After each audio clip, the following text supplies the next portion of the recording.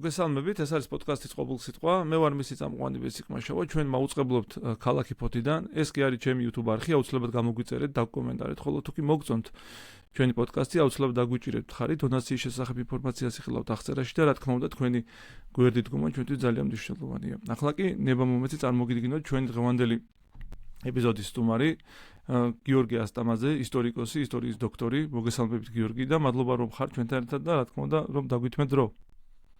მოგესალმებით და დიდი მადლობა უწევისთვის და დაინტერესებისთვის. რა თქმა უნდა, ასევე მადლობა თქვენ. ჩვენ დღევანდელი სასაუბრო თემა მეორე მსოფლიო ომი და საქართველო, მოკლედ ის მნიშვნელოვანი პერიპეტიები, რომელიც ამ ისტორიულ მოვლენასთან არის დაკავშირებული და განსაკუთრებით აქ აღსანიშნავია ზოგადად საქართველოს როლი ამ პროცესებში და ჩვენი მხრიდან ამ პროცესის ზოგადი აღქმა, ხო, ძალიან მნიშვნელოვანი იმდენად რამდენადაც ძალიან ბევრი სრულწმენა ამ საკითხის ირგვლივ გავრცელებული და შესაბამისად ჩვენ შევეცდებით რეალურად შევხედოთ ამ ისტორიულ მოვლენას, როგორც ასე ვთქვათ, რეალურ ცოცხალ მოვლენას, ხო, რომელიც დაკავშირებულია ძალიან ბევრ პრობლემასთან. შესაბამისად, ჩემი პირველი კითხვაც ასეთი იქნება, როგორია პირველი მსოფლიო ომის დროს ესეთი პოლიტიკური გარემო, ასე ვთქვათ, გლობალური სურათი, როგორია ეს შევაფასოთ იმისთვის, რომ შემდგომ განვაგრძოთ საუბარი. მადლობა კიდევ ერთხელ. მეორე მსოფლიო ომის დაწყება არის განსაკუთრებით მნიშვნელოვანი საკითხი თარიღის თვალსაზრისით, ხომ, საბჭოთა კავშირში ამის მიმართ სხვანაირი აღქმა არსებობდა განსხვავებით დასავლეთისგან. იქიდან გამომდინარე, რომ ომი არ დაწყებულა 1941 წელს. ომში საბჭოთა კავშირი ჩაერთო 1941 წელს. იქ მას შემდეგ რაც გერმანია დაესხა თავს, ამისი დასაწყისი არის თორემ უშუალოდ ომი იწყება 1939 წელს, ხო? შემოდგომაზე და იწყება პოლონეთზე თავდასხმით. ეს არის ძალიან საინტერესო თემა აქ, რომ საბჭოთა კავშირი რიბენტროპის და მოლოტოვის ხელშეკრულების შემდეგ, რომელიც 23 აგვისტოს გაფორმდა, ომის დაწყებამდე ცოტა ხნით ადრე, პოლონეთზე თავდასხმაზე ცოტა ხნით ადრე, ისინი ფაქტობრივად გერმანელები და საბჭოელები მოკავშირეები არიან ამ ომში. და ეს იმ მომენტისთვის განსხვავებით შემდეგი პერიოდის საბჭოთა კავშირისგან არც იმალებოდა, ანუ ოფიციალურად საბჭოთა პრესაში იბეჭდებოდა რიბენტროპსა და მოლოტოვს შორის გაფორმებული ხელშეკრულების ფოტოები, ასევე პოლონეთის, ანუ მთავარი მსხვერპლის მიმართ მათ ერთნაირი დამოკიდებულება ჰქონდათ გერმანელების თავდასხმა სულ 17 დღით უსწრებს საბჭოთა კავშირის აღმოსავლეთიდან თავდასხმას და ეს არის ყველაზე საინტერესო მომენტი ამ შემთხვევაში, რომ პოლონეთს როგორც მთავარ მსხვერპლს გერმანელები და საბჭოელები ესხმიან ერთდროულად და ამაში სხვათა შორის აქაც მონაწილეობენ ქართველები, იქიდან გამომდინარე, რომ საქართველოს პირველი რესპუბლიკის დაცემის შემდეგ, როდესაც მარშალი პილსუდსკის ინიციატივით რამდენიმე ათეული ქართველი ოფიცერი აღმოჩნდა პოლონეთში და ისინი ადგილობრივ არმიაში დაასაქმეს, აი ეს ადამიანები აღმოჩნდნენ ფაქტობრივად პირველი მსხვერპლი მეორე მსოფლიო ომისა, უშუალოდ ვიდრე ეს შეეხებოდა უშუალოდ საქართველოს ტერიტორიას გეოგრაფიულად და მის მოსახლეობას 1941 წელს. და ეს ადამიანები მაგალითად მათი ნაწილი კატინის ტყეშიც დახვრიტეს ეს ოფიცრები, რომლებიც პოლონეთის არმიაში მსახურობდნენ. რამდენიმე საერთო ჯამში დაახლოებით 100 კაცზე არის საუბარი, ვინც პოლონეთის არმიაში მსახურობდა. მათი ნაწილი შეეწირა გერმანელების წინააღმდეგ ბრძოლას უკვე საბჭოთა კავშირზე ომის დაწყებამდე, საბჭოთა კავშირთან ომის დაწყებამდე გერმანელების დასავლეთიდან შემოჭრილ ჯარებთან ბრძოლაში დაეცნენ, ხოლო უფრო მეტი ნაწილი, ესეც ძალიან საინტერესო არის ისტორიისთვის, უფრო მეტი რაოდენობა ამ ოფიცრებისა შეეწირა საბჭოთა სპეცსამსახურებისა და შინსახკომის და ასე შემდეგ ძალადობრივ ქმედებებს, რადგან ნაწილი კატინში დახვრიტეს, ნაწილი ვის მიმართაც წლების განმავლობაში არსებობდა ინფორმაციები, მაგალითად ზოგი მოსკოვში გადაიყვანეს და იქ წამების შედეგად მოკლეს და ასე შემდეგ. როგორც ჩანს, წლების განმავლობაში, ანუ საუბარი არის 21-დან 39 წლამდე, ხომ 18 წლის განმავლობაში ამ ხალხზე გროვდებოდა ინფორმაცია. საბჭოთა სპეცსამსახურები მუშაობდნენ ამ ხალხის საბოლოოდ გასანადგურებლად და ამისი საშუალება მიეცათ, აი ზუსტად ამ 1939 წელს პოლონეთის განადგურების შემდეგ. აი ეს არის კონტექსტი უშუალოდ პირველი ნაბიჯი გადადგმულია პოლონეთის წინააღმდეგ, ხო 39 წლიდან. კი, აქ მოკავშირეები არიან, ესე იგი რუსეთი, SSRK და გერმანია რა? მოკავშირეები არიან გერმანია და საბჭოთა კავშირი 1939 წლის 23 აგვისტოს გაფორმებული რიბენტროპ-მოლოტოვის ხელშეკრულების შემდეგ და მათ ფაქტობრივად გაიყვეს აღმოსავლეთ ევროპა ამ საიდუმლო პუნქტებით, რომელიც ამ ხელშეკრულებას ჰქონდა თანდართული და არ გასაჯაროებულა მაშინ და ამ გაყოფის შედეგად პოლონეთში გავიდა საზღვარი ფაქტობრივად დასავლეთი ნაწილი ერგო გერმანიას, აღმოსავლეთი ნაწილი საბჭოთა კავშირს და მათ ერთობლივი აღლუმებიც აქვთ გამართული პოლონეთის დამარცხების შემდეგ 1939 წელსვე. ეს არის ძალიან მნიშვნელოვანი. თავის მხრივ პოლონეთს თუ ყავდა მოკავშირეები ჯერჯერობით 51 წლამდე. პოლონეთის მოკავშირეები ოფიციალურად იყვნენ საფრანგეთი და ბრიტანეთი, რომლებმაც პოლონეთზე თავდასხმის შემდეგ ომი გამოუცხადეს გერმანიას, მაგრამ ეს არ გამოიხატებოდა იმ მომენტისათვის რაიმე კონკრეტულ მხარდაჭერაში. ეს იყო განსხვავება პოლონეთი მალე დამარცხდა საკმაოდ სულ სექტემბერშივე დამარცხდა პოლონეთი, იქიდან გამომდინარე, რომ ეს დარტყმა, რომელიც ორი მხრიდან განხორციელდა, პოლონეთი მიუხედავად იმისა, რომ საკმაოდ დიდი არმია ყავდა და მილიონიანი და მნიშვნელოვანი ძალა იყო აღმოსავლეთ ევროპაში, მაინც გერმანიას ორ ფრონტს შორის აღმოჩნდა. გერმანელებსა და საბჭოელებს შორის შუაში და ნუ ეს უკვე პოლონეთის რესურსებს აღემატებოდა მთლიანი, ესე იგი, ორივე მხარისთვის წინააღმდეგობის გაწევა. და შესაბამისად ბრიტანელებისა და ფრანგების დახმარებაც ჯერ ზოგადად ის უნდა გავითვალისწინოთ, რომ დასავლეთ ევროპაში პირველი მსოფლიო ომის შემდეგ არ უნდათ სულ 20 წელია ხო გასული 1918-დან 1929 წლამდე არის 21 წელი გასული და არავის არ უნდა აი ამ ომის განმეორება. დიდი ომის განმეორება და შესაბამისად ცდილობენ, რომ აი დათმობებით და ასე შემდეგ ჰიტლერი დააშოშმინონ როგორმე, მაგრამ ამან არ იმუშავა. აი დათმობების პოლიტიკამ არ იმუშავა, მათ საშუალება მისცეს ამ რბილი მიდგომით, რომ ქვეყანა, რომელიც საკმაოდ ჩამორჩებოდა მათ სამხედრო შესაძლებლობებით 1933 წლისთვის, რამდენიმე წელში ისე შეიარაღდა, რომ მათ ექსპანსია განახორციელეს, ჩეხეთი დაიკავეს, ავსტრია დაიკავეს, შემდეგ და ეს დასრულდა საბოლოოდ მსოფლიო ომის დაწყებით და აი ამ ინერტულობამ, იგივე პოლონეთის მიმართ არსებული ვალდებულებების არ შესრულებამ გამოიწვია საბოლოო ჯამში კიდევ უფრო ფართომასშტაბიანი კონფლიქტი და კიდევ უფრო ბევრად მეტი მსხვერპლი, რაც შესაძლებელი იქნებოდა აქტიური პოლიტიკის შემთხვევაში, რომ თავიდან ყოფილიყო არიდებული.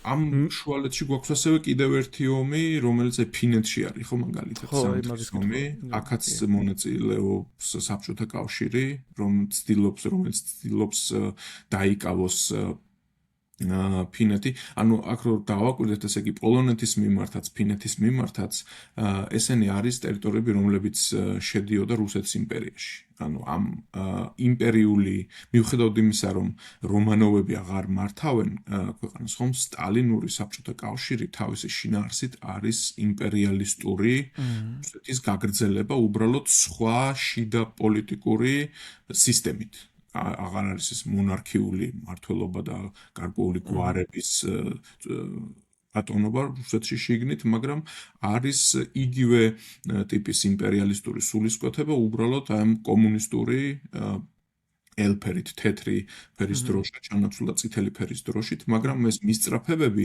ტერიტორიების კონტროლისადმი, საკუთარი იდეოლოგიის ექსპანსიისადმი არის არათუ ნაკლები, შეიძლება ითქვას მეტიც კი ამ პერიოდში. და ეს შეეხო ფინეთსაც, ფინეთშიც მონაწილეობდნენ ქართველები ბრძოლაში საბჭოთა კავშირის მხარეს, მაგრამ ეს უფრო ნაკლები რაოდენობით იყო.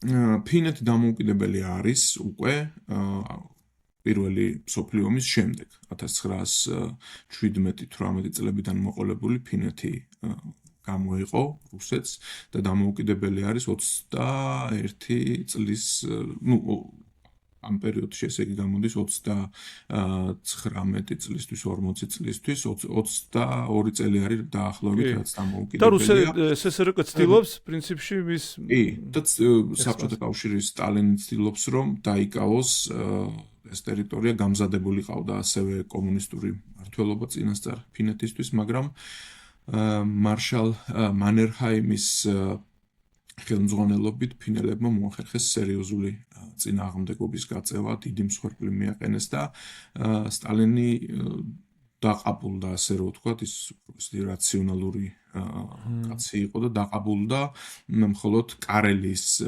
დათმობას. კარელი არის ის ტერიტორია, რომელიც უშუალოდ ესაზღვრება პეტერბურგს. ანუ იმ პერიოდისათვის ფინეთის საზღვარი იყო საცეცხლე წერტილის დონეზე ახლოს პეტერბურგთან. ანუ თეორიულად ომის შემთხვევაში ფინელებს ეს იყო საბჭოელების ერთ-ერთი მთავარი წინაპირობა და საბაბი ამ ომისთვის, რომ ფინელებს შეეძლოთ საარტილერიო ცეცხლით პეტერბურგის დაბომბვა საკუთარი ტერიტორიიდან. და შესაბამისად ეს ტერიტორია, რაც ვთქვათ, საზღვარს უფრო სიღრმეში სწევდა, უფრო შორს სწევდა პეტერბურგიდან, ეს ტერიტორია კარელიის ყელი დაიკავეს, აი სადაც ვიბორგი არის ახლა რუსეთის ქალაქი სინამდვილეში, ეს იყო ფინეთის ქალაქი მეორე მსოფლიო ომამდე, 40-იან წლებამდე უпростоრად და ეს ტერიტორია წაართვა ამ მოკლე ომით საბჭოთა კავშირმა, თუმცა ფინელების ბრძოლა მაინც მნიშვნელოვანი და ისეთი გამოდგა, რადგან ფინეთმა სუვერენიტეტი შეინარჩუნა და განავითარა ის საკუთარი ფინური მოდელი, რაც საბჭოთა კავშირში შესვლის შემთხვევაში ვერ მოხდებოდა. ეს სოციალური სახელმწიფო წარმატებული ფინური მოდელი არის იმის დამსახურება, რომ ფინელებმა 1940 წელს შეინარჩუნეს დამოუკიდებლობა და ჰელსინკი არ დაეცა, მათ დაკარგეს მართალია დაახლოებით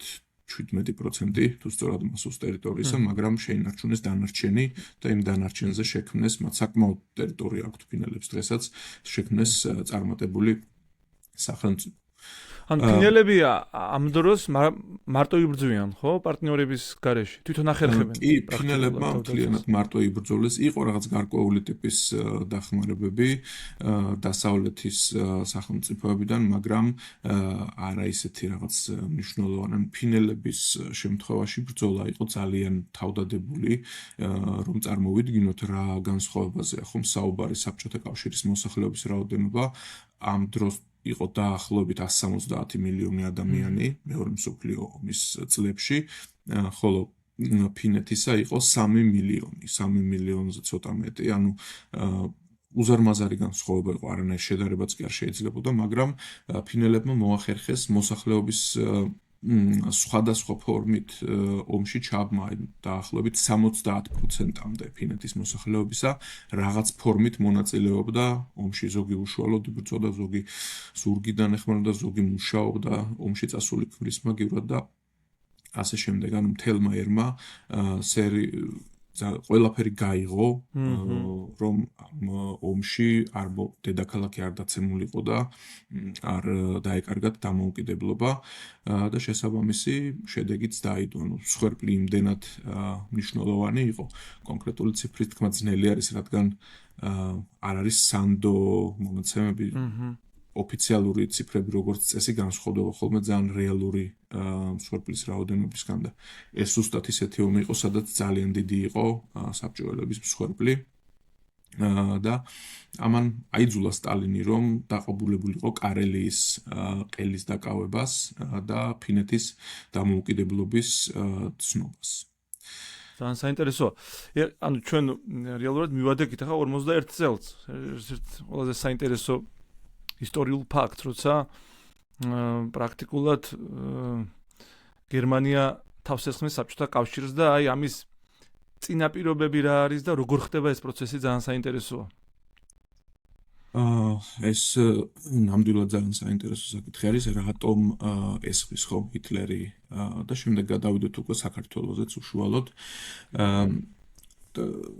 ფაქტობრივად ჰიტლერმა 1939-დან 41 წლამდე კონტინენტური ევროპა მთლიანად დაიკავა და ერთადერთი ოპონენტი, რომელიც დარჩა დაპყრობის მიღმა ეს არის ბრიტანეთი, ხო, რომელსაც სახმელეთო საზღვარი არ აქვს გერმანიასთან. და მისი ოკუპაციისთვის საჭირო იყო ზღვით შეტევა. და შესაბამისად იქიდან გამომდინარე, რომ ზღვაზე ამას სერიოზული რესურსი სჭირდებოდა და არ ქონდა გერმანიას ასეთი უპირატესობა, გადაწყდა უფრო სხვა ტიპის მოქმედებები და გაიმართა საზღვაო საჰაერო იერიშები, ხო? რის შედეგადაც ბრიტანეთის მნიშვნელოვანი ქალაქები დაიბომბა, ლონდონი, კოვენტრი, დერბი, სადაც ეს მრეწველობა იყო. ზარალი მიადგა ბრიტანეთს, მაგრამ იგივეს აკეთებდა საიმპერიო საავიაციო ფლოტი გერმანიის წინააღმდეგ, ანუ ბრიტანელები გერმანიის წინააღმდეგ და ეს იყო ასე რომ ვთქვათ პირველი შემთხვევა ომის დაწყების შემდეგ ევროპაში, სადაც გერმანია რეალურად დამარცხდა. ბრიტანეთის დაკავება მათ ვერ შეძლეს და ამისი კომპენსაცია იყო აუცილებლად განსახორციელებელი. ეს იყო ერთი მიზეზი, რის გამოც ჰიტლერი აღმოსავლეთით იწყებს ყურებას. მაგრამ კიდევ მეორე და უფრო მთავარი მიზეზი არის იდეოლოგიური სიძულვილი, როგორც იუდო, ანუ ებრაული ბოლშევიზმის მიმართ, როგორც ეს გერმანული ნაციონალ-სოციალიზმის მამები უწოდებდნენ მათ. ჰიტლერს ჯერ კიდევ თავის წიგნში, ჩემს ბრძოლაში, რომელიც 20-იან წლებში არის გამოცემული, უწერია მის შესახებ, რომ მისი მთავარი მიზანი არის აღმოსავლეთ ევროპაში სასიცოცხლო სივრცის დაკავება და აღმოსავლეთ ევროპაში ბუნებრივია მთავარი ქვეყნები არის პოლონეთი და შემდეგ უკვე საბჭოთა კავშირი, ხო, რომლებიც ურალამდე ფაქტობრივად ეს ორი ქვეყანა არის გერმანიიდან აღმოსავლეთით მთელს ტერიტორიას. და კონკრეტული რა მიზნები ჰქონდა, ხომ, აი ამაზეც შეგვიძლია ვისაუბროთ. კონკრეტული გეგმა იყო ეგრეთ წოდებული ხაზის დაკავება. ანუ საუბარი არის არხანგელსკიდან ასტრახანამდე ტერიტორია. ფაქტობრივად მთელი რუსეთის ევროპული ნაწილი.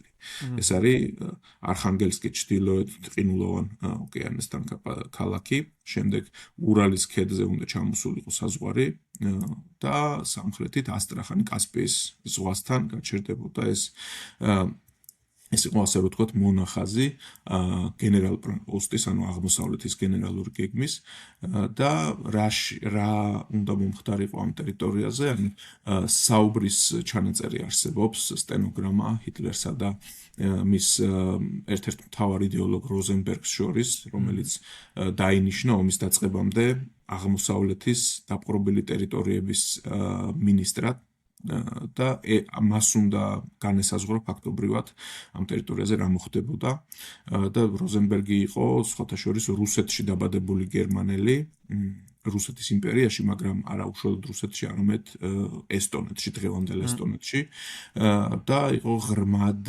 ანტირუსულად განწყობილი. ეს ბალტიელი გერმანელები ზოგადად ცალკე ფენომენი იყო, ძალიან ანტირუსები იყვნენ, თვითონ ანტირუს გერმანელებს შორისაც მკვეთრად გამორჩეული, კიდევ უფრო მკვეთრად გამორჩეული ანტირუსები და ის იყო ფაქტობრივად აი ამ ანტიბოლშევიკური გეგმის ერთ-ერთი მთავარი ავტორი და რუსული პოლიტიკის მთავარი იდეოლოგი, ანტირუსული პოლიტიკის, ანტისაბჭოთა პოლიტიკის უпростоრედ და მასთან მნიშვნელოვან როლს თამაშობდა წარმოშობით ქართველი ალექსანდრე ნიკურაძე, რომელსაც პირველი რესპუბლიკის დროს სტიპენდია ჰქონდა მოპოვებული და გერმანიაში წავიდა 1918-21 წლებს გულისხმობ საქართველოსთან სასწავლებლად და მაშინ ოკუპაციის შემდეგ დარჩა გერმანიაში და ის ფაქტობრივად უკვე მოქალაქე იყო გერმანიის და როგორც მოღვაწე აღიქმებოდა გერმანელ ფიგურად და მაგრამ მნიშვნელოვან როლს თამაშობდა სხვადასხვა საკითხებთან დაკავშირებით განსაკუთრებით როდესაც საქმე ეხებოდა კავკასიას ის იყო ეგრეთ წოდებული კონტინენტური ევროპის კვლევის ინსტიტუტის დირექტორი, რომელიც ექვემდებარებოდა ალფრედ როზენბერგს. და ის ასეთ გეოპოლიტიკურ საკითხებზე გარკვეულ გადაწყვეტილებებს ღებულობდა, ამუშავებდა გარკვეულ თეორიებს, გეგმებს და ასე შემდეგ. და საბოლოო ჯამში ეს სამინისტრო, როდესაც შეიქმნა როზენბერგის სამინისტრო, მას დაევალა აი ამ აღმოსავლეთის დასაპყრობი ტერიტორიების მოწყობის გეგმა, აქ გათვლილი იყო, რომ უნდა დაყოფილიყო დაახლოებით 4 ნაწილად ეს ტერიტორია, რომელშიც კავკასიაც უნდა შესულიყო. განსხვავება, ესე იგი, დამოკიდებულებაში, ხო, რაც უნდა ყოფილიყო სლავებსა და არასლავებს შორის, იყო ის, რომ გერმანელები არასლავებს უყურებდნენ უფრო როგორც პარტნიორებს და არა როგორც მტრებს, ასე რომ ვთქვათ, და ამ მხრივ გარკვეული დიფერენციაცია შეიძლება გაკეთდეს რუსებს, ბელარუსებს და უკრაინელებს და თქვათ სამხრეთ კავკასიელებსა და თურქული მოდგმის ხალხებს შორის. ეს სლავები გერმანული ნაციონალ-სოციალისტური გეგმის მიხედვით აღიქმებოდნენ მტრებად და იმ ხალხებად, რომელთა კოლონიზირება უნდა მომხდარიყო, ანუ ამ ტერიტორიაზე, რასაც გერმანელები დაიკავებდნენ 1941 წლის შემდეგ, უნდა შემდეგ წლების განმავლობაში სისტემატიური გერმანიზება მომხდარიყო. ხოლო ყირიმი იქნებოდა, ასე ვთქვათ, სამხრეთი საზღვარი, ამის იქით უკვე აი კავკასიაში იქნებოდა, ასე ვთქვათ, ესეთი მოდელი, სადაც გერმანელების მიერ დანიშნული მოხელეები შეიძლება ყოფილიყვნენ, თუმცა იქნებოდა ადგილობრივი ადმინისტრაცია და პროგერმანულად განწყობილი რეგიონი უნდა ყოფილიყო, რომელსაც მთავარი დანიშნულება ექნებოდა ნავთობითა და წიაღისეულით რაიხის მომარაგება. თუმცა ისიც უნდა ვთქვათ, რომ დროთა განმავლობაში ეს როგორ შეიცვლებოდა, მერე ამაზე რთული არის საუბარი. შეიძლება გარკვეული შეცვლილიყო კიდეც, მაგრამ რაც გვაქვს ამ ეტაპისათვის მონაცემები და ომის მიმდინარეობისაც რაც საუბრობდნენ, ეს შეგვიძლია ვთქვათ. ანუ აქ ჩვენ სახეზე გვაქვს ანტისლავიანური განწყობები, ხო, ამავდროულად ცალსახად ანტისლავური დამოკიდებულება იყო. და ეგ თუ შეიძლება შევადაროთ ანტისემიტურ განწყობებს, დაუშვათ გერმანიაში ეს განწყობები გენერირდება, ხო, რაღაცა ფორმით და რაღაცის საფუძველზე და თუ შეიძლება ერთმანეთს რო შევადაროთ. ანტისემიტიზმი უფრო ის იყო, ასე რომ ვთქვათ, იქ განადგურების, ფიზიკური განადგურების დონეზე მიდის, ხო? ანუ თუმცა ესეც ეტაპებს გადის. ანტისემიტიზმი იწყება ჯერ სამოქალაქო სამსახურებიდან ებრაელების გათავისუფლებით და ასე შემდეგ და ომის პირობებში, როდესაც ხელსაყრელი გარემო იქმნება ადამიანების მასობრივად გასანადგურებლად, ეს გადადის უკვე სრულიად ესეთ ხარხნული წესით ადამიანების განადგურებაში, ხო, საკონცენტრაციო ბანაკებში. ანუ ამ მხრივ იმ მომენტისათვის ომის დაწყებისთვის და შემდეგაც ებრაელების მდგომარეობა იყო ბევრად უფრო მძიმე ვიდრე სლავების. ომის მიმდინარეობისას სლავების მიმართ დამოკიდებულება ალბათ რა ვიცი რომ შევადაროთ ერთი ან ორი საფეხურით დაბლა შეიძლება იყოს, მაგრამ არც ბევრად. ანუ ჩვენ საუბრობთ ომის მიმდინარეობაზე, რომელშიც ვერ მოიგეს ნაცისტებმა, ხოლო რომ მოეგოთ რა იქნებოდა, ეს კიდე ძალიან სხვა თემა არის, ხო გეგმის მიხედვით, ანუ ეს ტერიტორიები, სადაც სლავები სახლობდნენ, უნდა მომხდარიყო მათი გერმანიზება. შესაბამისად, მოსახლეობის რაღაც ნაწილი უნდა გამქრალიყო, რაღაც ნაწილი სავარაუდოდ იქნებოდა ესეთი უფასო მუშახელის მდგომარეობაში სრულიად უფლება აყრილი. ნებისმიერ შემთხვევაში სტალინს ან ზოგადად საბჭოთა კავშირს ამ შემთხვევაში ეს შეგრძნებები ექნებოდა, ხო, რომ გერმანიაში მათ მიმართ ასეთი სიძულვილი ფორმირდება და გენერირდება, ხო, მაინც არ იქნება ეს ყურადღების მიღმა, მიუხედავად იმისა, რომ ჯერჯერობით პარტნიორები არიან შემოჭრამდე, მაინც იქნებოდა აღქმა იმისა, რომ გერმანია ასეთი განწყობებით არის რუსეთის მიმართ. ეს განწყობა რომ არსებობდა ჩანს სამხედრო წარმოების რაოდენობაში, ანუ სამხედრო წარმოება ძალიან ექსპონენციალურად იზრდება ომის წინა წლებში, მიუხედავად იმისა, რომ ეს რიბენტროპ-მოლოტოვის პაქტი გაფორმებული არის, როგორც გერმანიაში, ასევე საბჭოთა კავშირში ჯარის რაოდენობა, გაწეულთა რაოდენობა წითელ არმიაში და ასევე სამხედრო წარმოება განსაკუთრებულ სიმაღლეებზე არის 39-41 წლებშიც. მაგალითად საქართველოსაც რო გადავიდეთ ნელა საქართველოს მაგალითზე შეგვიძლია ვთქვათ, რომ 1939-დან 41 წლამდე, ესე იგი 130,000 ადამიანი იყო წითელ არმიაში გაწეული უკვე ომის დაწყებამდე საბჭოთა კავშირთან. შესაბამისად, ეს საკმაოდ სერიოზული რაოდენობა არის. და ამას ემატება ასევე ტანკების რაოდენობის ან სამხედრო ტექნიკის ძალიან დიდი რაოდენობით წარმოება.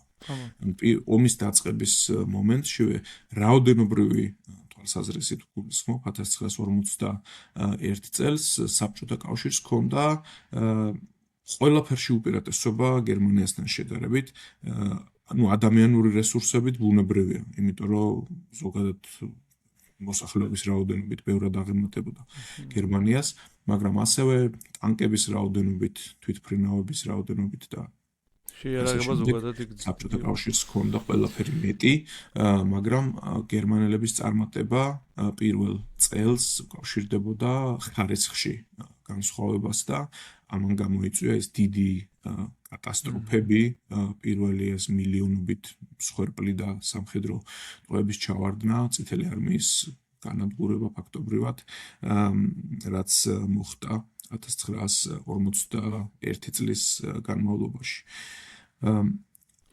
ერთ შეგეკითხები, სანამ გააგრძელებ, გიორგი, აი თქვენ ახსენეთ სამხედრო სამზადისი საბჭოთა კავშირის და მე მსმენია ასეთი თეორიებიც, რომ თითქოს რომ არა გერმანიის შეჭრა საბჭოთა კავშირი იზამდა ანალოგიურ გარკვეული პერიოდის მერე, ხო? გარკვეული დროის მერე. უბრალოდ საბჭოთა კავშირის ეს სამხედრო გადაიარაღება, გაძლიერება ამბობენ ისტორიულ ზოგადად მსმენია ესეთი აზრები, რომ მიმართული იყო იქითკენ, რომ საბოლოო ჯამში საბჭოთა კავშირიც აპირებდა ანალოგიური ნაბიჯების გადადგმას გერმანიის წინააღმდეგ. არის თუ არა ეს მართალი?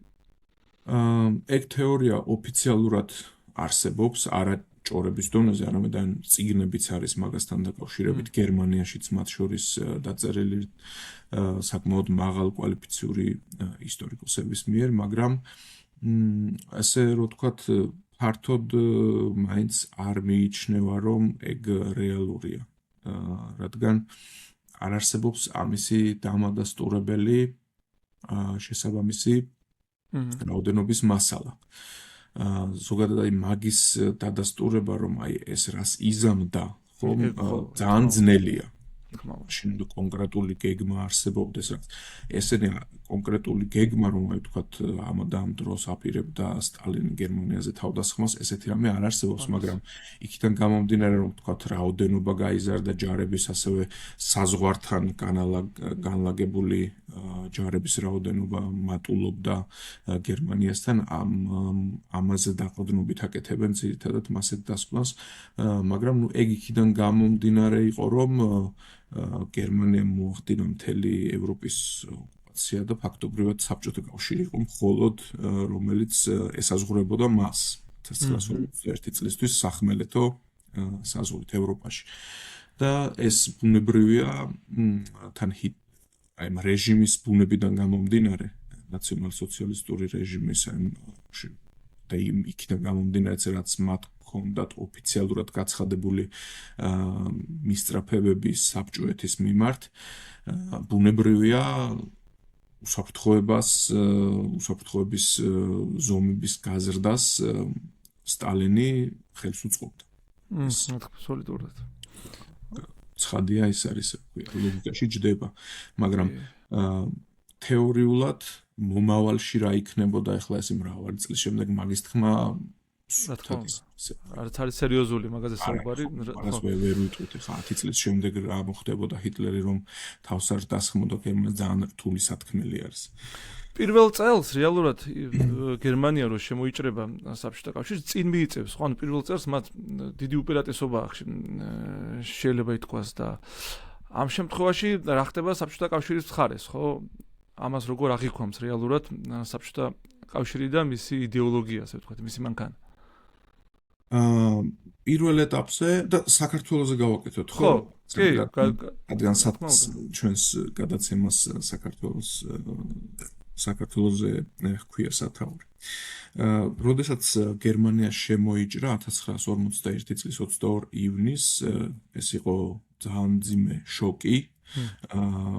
უშუალოდ სტალინისთვისაც და მთელი მმართველობისთვისაც მიუხედავად იმისა, რომ ინფორმაცია არსებობდა, დაზვერვის ინფორმაცია იაპონიიდან უშუალოდ სხვათა შორის წარმოშობით გერმანელმა აგენტ ზორგემ ინფორმაცია, რომელიც სხვათა შორის იმაში იყო, კავკასიაში იყო დაავადებული, კავკასიელი გერმანელი იყო.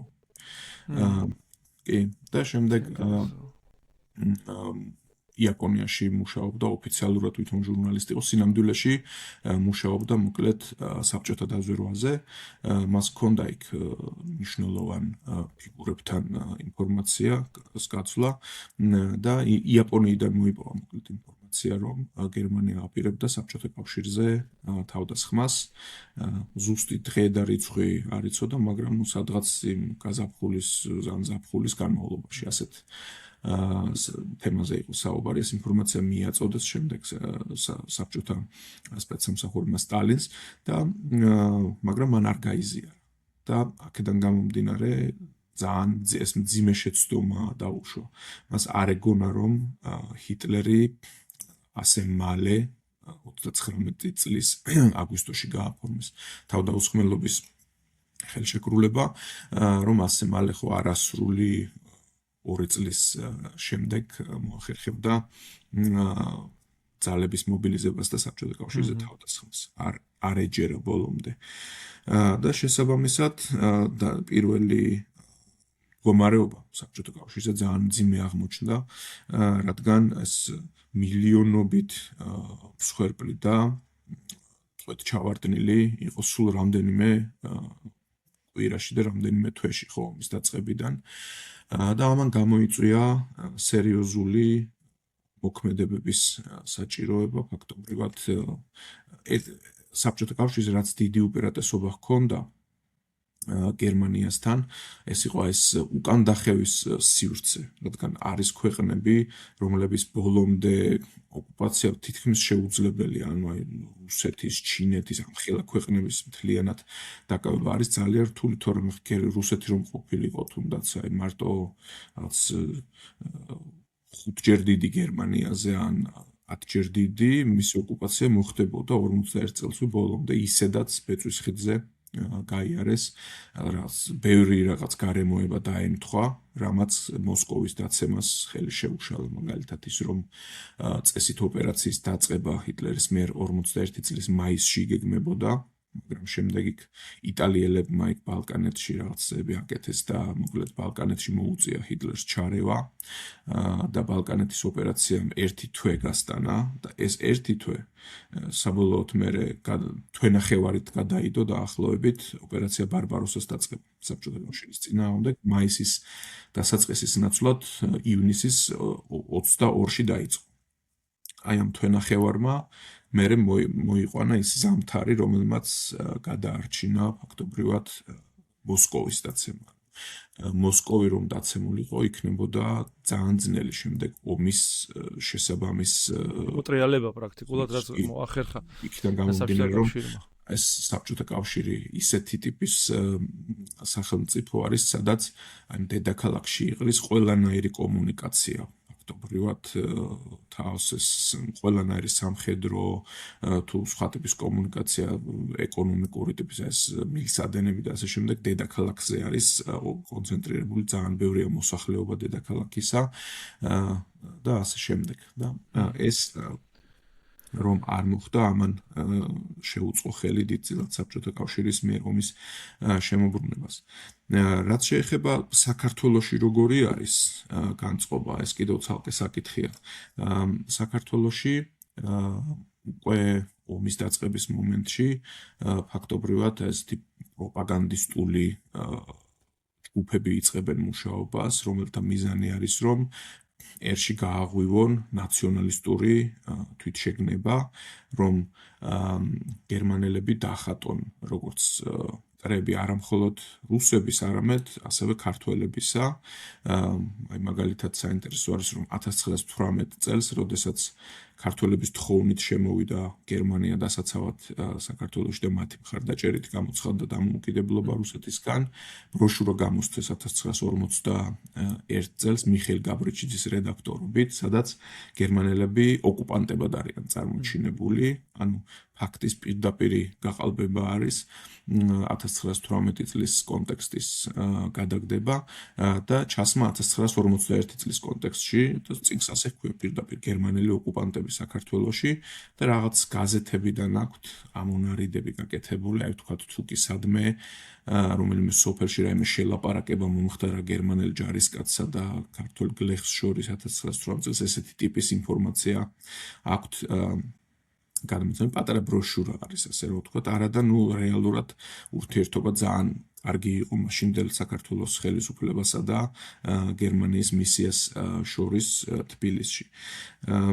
ანუ მსხვერპლის ლეგიტიმაცია ხდება სინამდვილეში რა, იმ მსხვერპლის რაც საქართველოს გაიღო იმ დრომდე რაც უნდა გაეღო მომავალში, მაგის ლეგიტიმაცია ხდებოდა ამგვარი პროპაგანდით რა, ეს სიმართლეა სინამდვილეში. ისინი მოელიან საქართველოსგან მხარდაჭერას. ხო, ბუნებრივ ნუ ეს საქართველოზე ცალკე ისიც არ არის ხო საუბარი საბჭოთა კავშირის შემადგენლობაში შედის ქვეყანა და აქედან მოსახლეობის იდეოლოგიური დამუშავება არის მთავარი მიზანი, რომ აი წითელი დროშით ესეთი მონდომებით წავიდნენ გერმანელების წინააღმდეგ საომრად. მთავარი მიზანი არის, რომ ამ ადამიანებს განცდა ჰქონდეთ, რომ საკუთარი ქვეყნისთვის ომობენ და არა ვიღაცისთვის, ვიღაც სხვისთვის, რუსისთვის. იქიდან გამომდინარე, რომ 1941 წლამდე, 21-დან 41 წლამდე, ხომ, აი საქართველოს შესვლა საბჭოთა კავშირში სისხლიანი ისტორია, შემდეგ აჯანყებების ჩახშობა, შემდეგ 30-იანი წლების რეპრესიები, ეს ყველაფერი ძირითადად სტალინის სახელს უკავშირდება და აი ეს უნდა ასე რომ ვთქვათ, ეხლა შემოbrunდეს და ნაციონალისტური სულისკვეთება უნდა მიეცეს.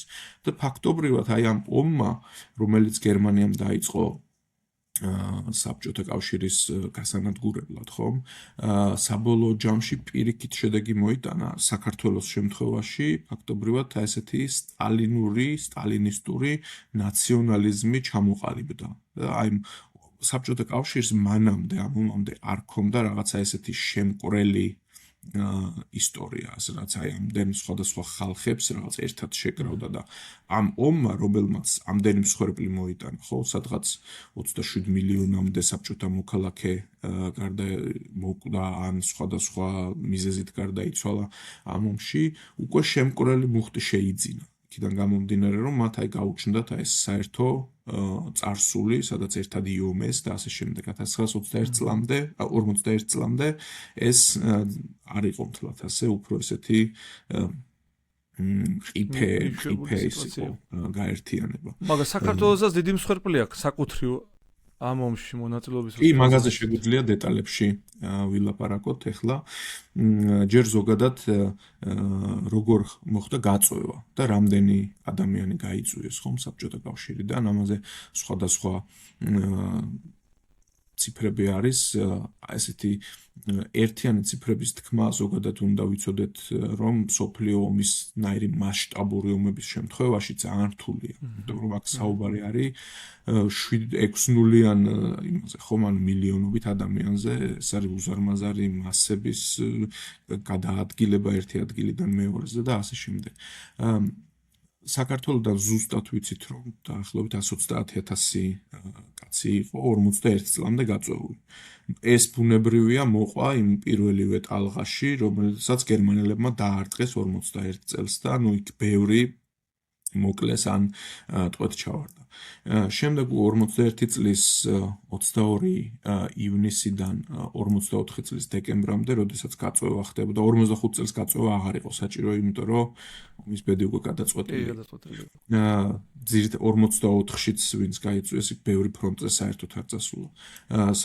ორი მონაცემი არსებობს, ესე იგი არის ქართველი გენერალ-მაიორი ომის მონაწილე ივანე ბაბალაშვილი, რომელმაც შემდეგ ეს გამოიკვლია საქართველოს არქივებზე დაყრდნობით, დაახლოებით 582,000 ადამიანი გაიწვიეს 41-დან 44 წლამდე მისი მონაცემებით და ამას რომ დავუმატოთ ის, ვინც უკვე იყო, დაახლოებით 700-710,000 ადამიანი გამოდის გაწვეული. თუმცა არის სხვა ციფრიც, რუსი ისტორიკოსი არის ალექსეი ბეზუგოლნი, რომელიც ამბობს, რომ დაახლოებით 50,000-ით ნაკლები არის 651,000 უნდა იყოს მისი მონაცემების მიხედვით საერთო რაოდენობა, როგორც 41 წლამდე, ასევე შემდეგ წვეულებისა. ნუ დიდი სხვაობა არ არის, 650-700,000 ადამიანი დაახლოებით გაიწვიეს საქართველოს. მაგრამ აქ უფრო მთავარი თემა არის, რომ როდესაც ვსაუბრობთ გაწვეულების რაოდენობაზე, ადამიანი ეგრევე ფიქრობს, რომ ეს ყველა ომობს და ეს ესე არ იყო, ანუ არ ომი აქ შეიძლება ნახევარსაც არ ქონდეს, საბოლოო ჯამში უშუალოდ საბრძოლო მონაწილეობა მიღებული. ჯერ ის უნდა ვთქვათ, რომ როდესაც ქართული ბატალიონები, ისინი ბრიგადები, ქართული დივიზიები ჩამოყალიბდა, 9 დივიზია ჩამოყალიბდა. ესე იგი, ჯერ არსებობდა ეროვნული დივიზიები საბჭოთა კავშირში, შემდეგ 1938 წელს ეს გააუქმეს და ერთიანი დივიზიები არსებობდა, ხოლო 1942 წლიდან უკვე ისევ ოფიციალურად დაუშვეს. სხვათა შორის ეს საინტერესო არის, რომ ერთ-ერთი მიზეზი იყო ის, რომ ენები არ იცოდნენ, აი, როდესაც ესეთი შერეული დივიზიები იყო, ხო, სადაც რუსი, ქართველი, სომეხი და ეს ერთმანეთს ვერ აგებინებდნენ, იმიტომ რომ რუსული არ იცოდა, აი არარუსული მოსახლეობის დიდმა ნაწილმა. და შესაბამისად დაუშვეს ეროვნული დივიზიები და 41 წლიდანვე დაიწყო შექმნა, ხოლო ოფიციალურად 42 წლიდან ეს გაფორმდა იურიდიულადაც 9 ქართული დივიზია შეიქმნა.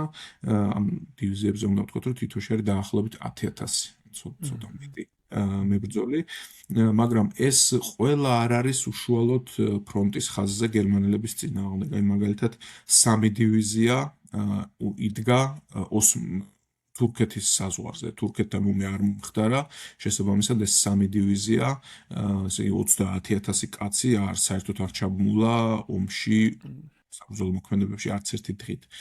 შემდეგ იყო კიდევ ერთი დივიზია 392, რომელიც ამ კავკასიის გადმოსასვლელებს იცავდა. შემდეგ აქედან ბევრი გერმანელების მხარეს გადავიდა და ამიტომ მოხსნეს საერთოდ ეს დივიზია და ეს გადაიყვანეს სამხრეთ საქართველოში. ეს უკვე მეოთხე დივიზია, რომელიც 42 წლის შემდეგ არ უომია. ესეთი ერთი რამ მახსენდა ვეხათ მე თუ არ მეშლება პირველი ესე იგი პირველი მსხვერპლი ესეთი მასშტაბური მსხვერპლი ქერჩის ბრძოლა იყო ხო თუ არ ვცდები 42 წელს პირველი ეს მსხვერპლი ან ქართული მსხვერპლი როგორც ცნობილია რავი მე ესე წამიკითხავს ახლა მეორადი ლიტერატური და არა როგორც არამკვლევარი ამ საკითხის ისე ვიძახი ანუ რეალურად ხო პირველი შეეტაკება მანდ იყო სადაც ყველაზე ესე იგი დიდი წვლილი ქართულმა ბატალიონებმა დივიზიებმა შეიტანეს როგორც ვიცი. კი, ანუ ქერჩის ოპერაცია დეკემბრიდან დაიწყო 1941 წლის. ეს რა პერიოდი არის გავიხსენოთ, ესე იგი გერმანია ამ დროს ძალიან ძლიერი არის, ანუ ამ პერიოდში მათ აიღეს უკრაინა ყირიმში არიან და შესაბამისად უტევენ სევასტოპოლს და ფაქტობრივად კავკასიის შემდეგ უკვე კავკასია მოდის. და აქედან გამომდინარე ლოგიკური არის რომ კავკასიური დივიზიები გადაისროლეს ამ მიმართულებით, ქერჩის მიმართულებით. მანდ იყო 224 მსროლელი დივიზია ქართული დივიზიებიდან რომელმაც განსაკუთრებით დიდი ზარალი ნახა ამ ქერჩის ომში რაში გამოიხატებოდა ხო აქ იყო ესე იგი ფელდმარშალ ერიხ ფონ მანშტაინის შეტევა ამ მიმართულებით რომელმაც აიღო სევასტოპოლი და ცდილობდა ქერჩისა და ტამანის ქერჩის დაკავებას და იქიდან შესაბამისად უკვე აქეთ მხარეს გადმოსვლას ნაპირის ტამანის კუნძულზე და ამის შესაჩერებლად გადაიგზავნა ეს დივიზიები სერიოზული ბრძოლა იყო აქ მაგრამ განსაკუთრებით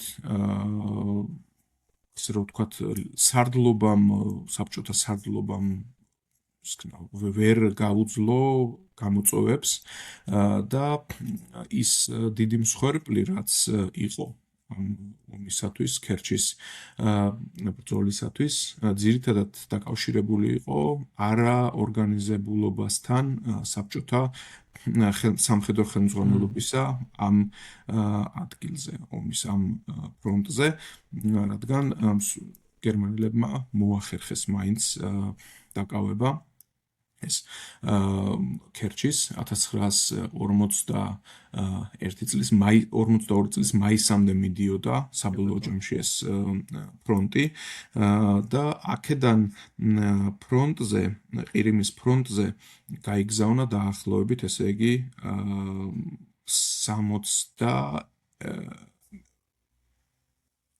227,000 იყო მსხვერპლი ანუ თვითონ საბჭოთა მონაცემებით ყველაზე ცოტა მსხვერპლი მინიმუმი მსხვერპლის რაოდენობა რაც სახელდება არის 227,000 კაცი და კავკასიიდან კი დაახლოებით 66,000-მდე ადამიანი გაიგზავნა.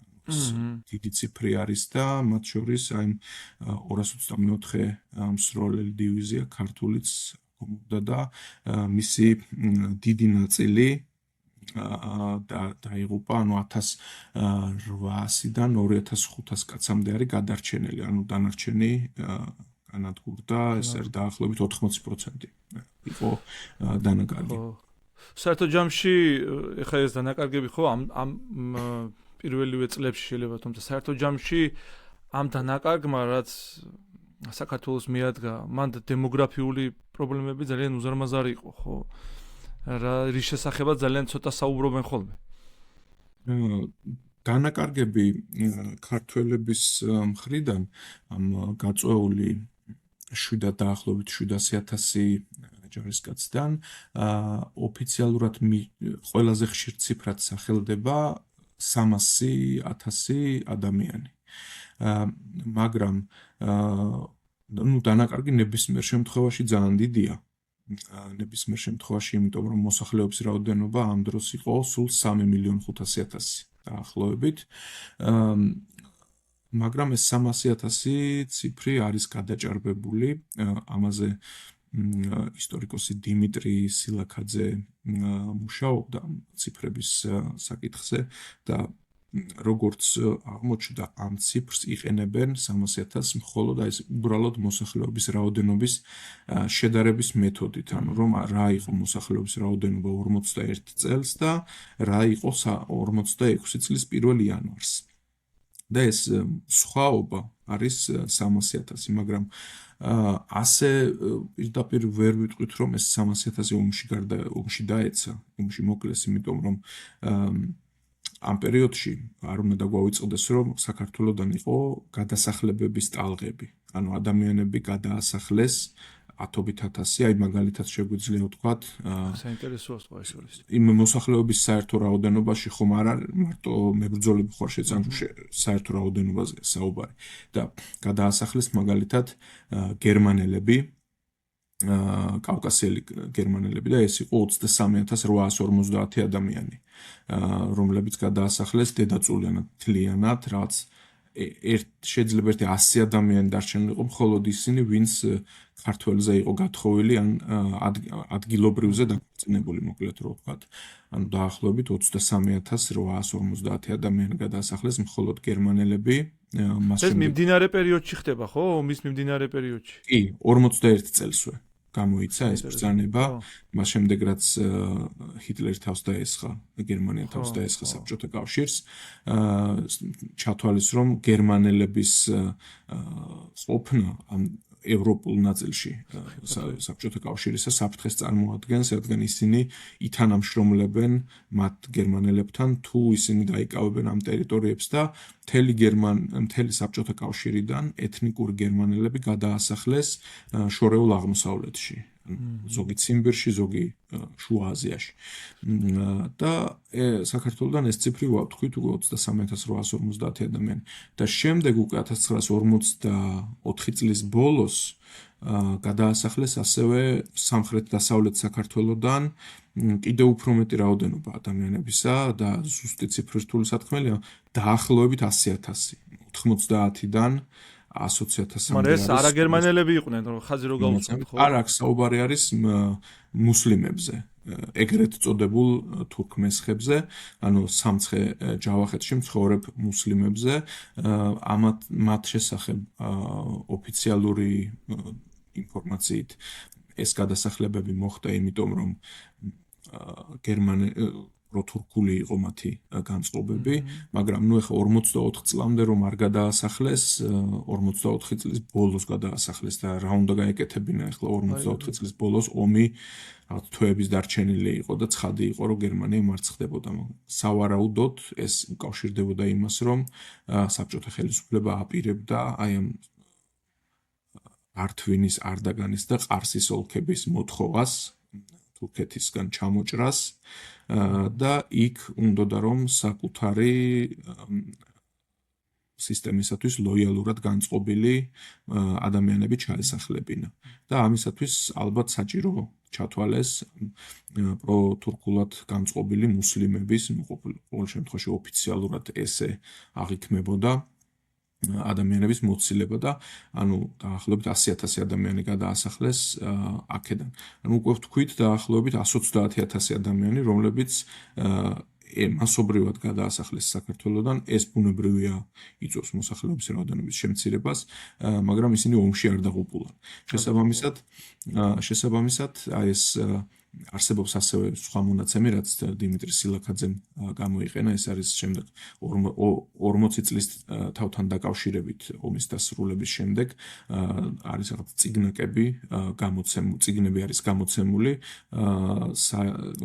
სხვადასხვა ნაწილებზე საქართველოსი და მისი შედარების მეთოდით, თუ თქვათ აი ნაწილებში რამდენი იყო დაღუპულების რაოდენობა, თუ ავიღებთ მთელს მოსახლეობის რაოდენობასთან შედარებით შეფარდებაში, ნუ გამოდის დაახლოებით 180-დან 200.000-მდე ადამიანი და ეს დაახლოებით თან ხვდება იმ რაოდენობას თუ 300,000-ით შემცირებულ მოსახლეობის რაოდენობას გამოვაკლებთ კიდევ 120,000 გადასახლებულ ადამიანს, გამოდის დაახლოებით იგივე ციფრი. 182,000 ადამიანი უნდა ყოფილიყო დაცემული, გარდაცვლილი მეორე მსოფლიო ომის დროს საქართველოდან. ეს იმ მომენტისათვის იყო მოსახლეობის რაოდენობასთან შედარებით 18-დან 20%-მდე. ეს არის საშუალო მაჩვენებელი არის ძირითადად ეგრე მასეთი საბჭოთა კავშირის აი ამ ევროპული ნაწილის ქვეყნებში თითქმის ყველგან. რუსეთში უფრო მეტი იყო, მაგალითად 22% იყო მოსახლეობის საერთო რაოდენობასთან შედარებით მოკლულების პროცენტი. ანუ საქართველომ გაიღო მაღალი, მაგრამ ფაქტობრივად იგივე მსხვერპლი, რაც გაიღეს სხვა საბჭოთა რესპუბლიკებმა. ყველაზე მაღალი იყო ბუნებრივია იმ ქვეყნებში, სადაც ომი უშუალოდ მოხდა. საქართველოს შემთხვევაში ფაქტობრივად ჩვენ ფრონტის პირა ქვეყანა ვიყავით, მაგრამ უშუალოდ საბრძოლო მოქმედებები გერმანელების შემოსვლა და ეს არ მომხდარა საქართველოს ტერიტორიაზე.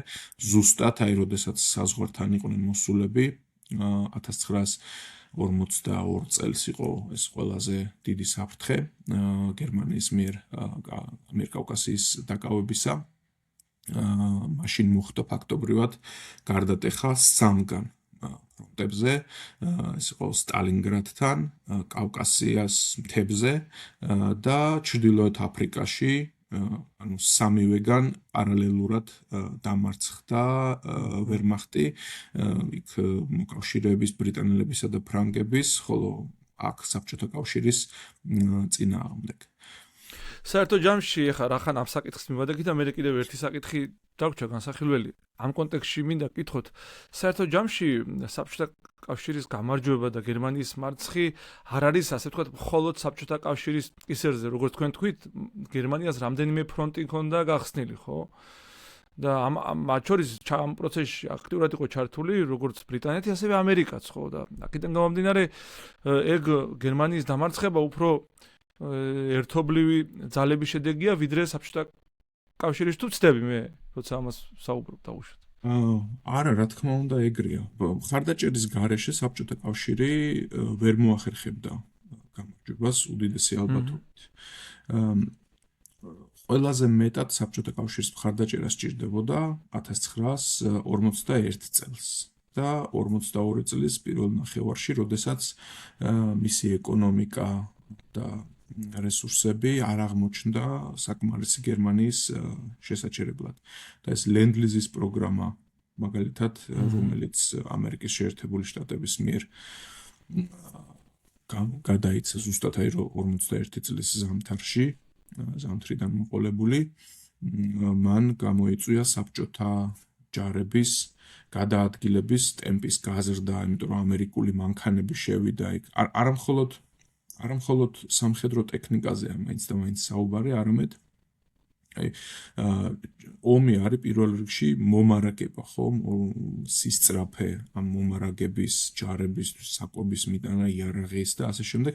ეს ყველაფერი ძალიან ძნელი იყო პირველ თვეებში, იქიდან გამომდინარე, რომ საბჭოთა ტექნიკა ჩამოუვარდებოდა გერმანულს, მაგრამ ეს ყველაფერი გათანაბრდა უკვე ლენდლიზით. გარდა ამისა, გერმანია ხარჯავდა დიდ რესურსებს ბრიტანეთის წინააღმდეგაც, ასე რომ ვთქვათ, აი მთელი წყალქვეშა ომი, რაც მიმდინარეობდა მეორე მსოფლიო ომის დროს, საბჭოთა კავშირს წყალქვეშა ნავები საერთოდ არ ჰყავდა, ანუ ეს მერე შეიძლება, მაგრამ პირველ ეტაპზე არა და ეს ფაქტობრივად მიდიოდა ბრიტანელებისა და ამერიკელების წინააღმდეგ.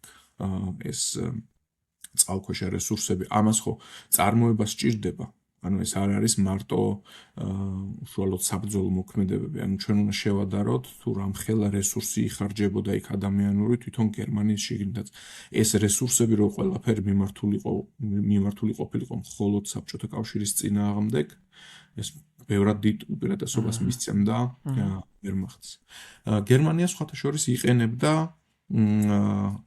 თელ ფაქტობრივად ევროპულ რესურსებს. ანუ ეს უნდა აუცილებლად ვთქვათ, რომ ომის დაწყების შემდეგ 39-დან 51 წლამდე გერმანიამ მოახდინა ფაქტობრივად მთელი ევროპის ოკუპაცია და საბჭოთა კავშირზე დარტყმისთვის ის უკვე იყენებს ფაქტობრივად მთელი ევროპის რესურსებს რეალურად და ამას გარდა ამისა იყენებს ასევე ადამიანურ რესურსებსაც, აი უცხოურ ლეგიონებს, მათ შორის ქართულსაც 1942 წლიდან და აქაც ქართველები მონაწილეობენ აქტიურად ამ მიმართულებით, მაგრამ საბოლოო ჯამში ეს ომი გადაწყვიტა იმ ფაქტორმა, თუ ვის აღმოაჩნდა უფრო მეტი დანაკარგის ატანის რესურსი.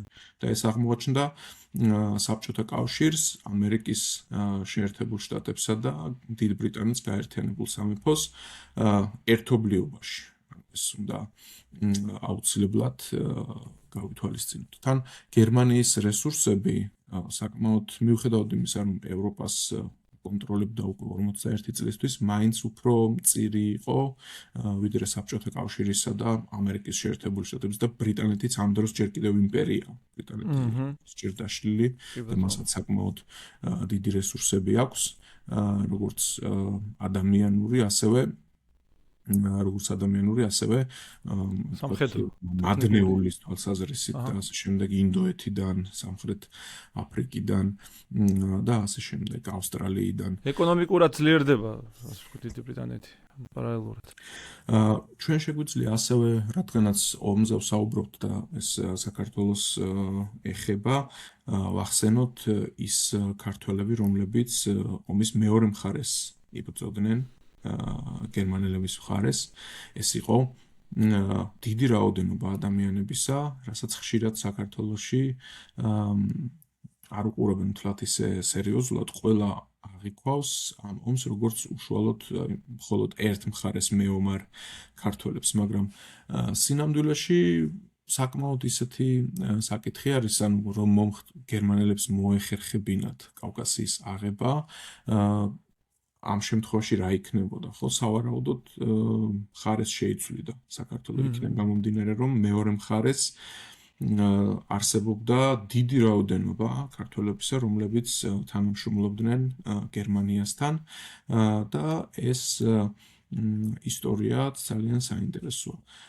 ურთიერთობა გერმანიას საქართველოში აღიქვავდნენ უკვე 10 წლეულების განმავლობაში, როგორც საბჭოთა კავშირის მთავარ ოპონენტ ძალას. მართალია ბევრისთვის ეს იდეოლოგია მიუღებელი იყო, ნაციონალ-სოციალიზმი და ეს არ იყვნენ იდეური ნაცისტები, მაგრამ ისინი ამ ქვეყანაში ხედავდნენ ძალას, რომელსაც შეეძლო ფაქტობრივად ევროპიდან ერთადერთ ძალას, რომელსაც შეეძლო რომ დამანგრეველი დარტყმა მიეყენებინა საბჭოთა კავშირისთვის და შესაბამისად ხედავდნენ თანამშრომლობის რესურსს. მაგალითად, როდესაც თან ის ქართველები კონკრეტული მეხსიერებით არიან იქ, ანუ პირველი რესპუბლიკის დაცემა პარტია. ხო, ამ კონკრეტული მეხსიერებით არიან მან. საუბარი არის ემიგრაციულ ემიგრანტებზე, ხო? და აქ არ ვსაუბრობ მხოლოდ რომელიმე ერთი იდეოლოგიის ხალხზე, ან სოციალ-დემოკრატებზე, ან ეროვნულ დემოკრატებზე, ან ფედერალისტებზე, ან ასე შემდეგ, საუბარი არის, რომ სრული უმრავლესობა ემიგრაციაში მყოფი ქართველებისა თვლიდა, რომ გერმანიასთან უნდა ეთანამშრომლოთ, იქიდან გამომდინარე, რომ გაენადგურებინათ საბჭოთა კავშირი.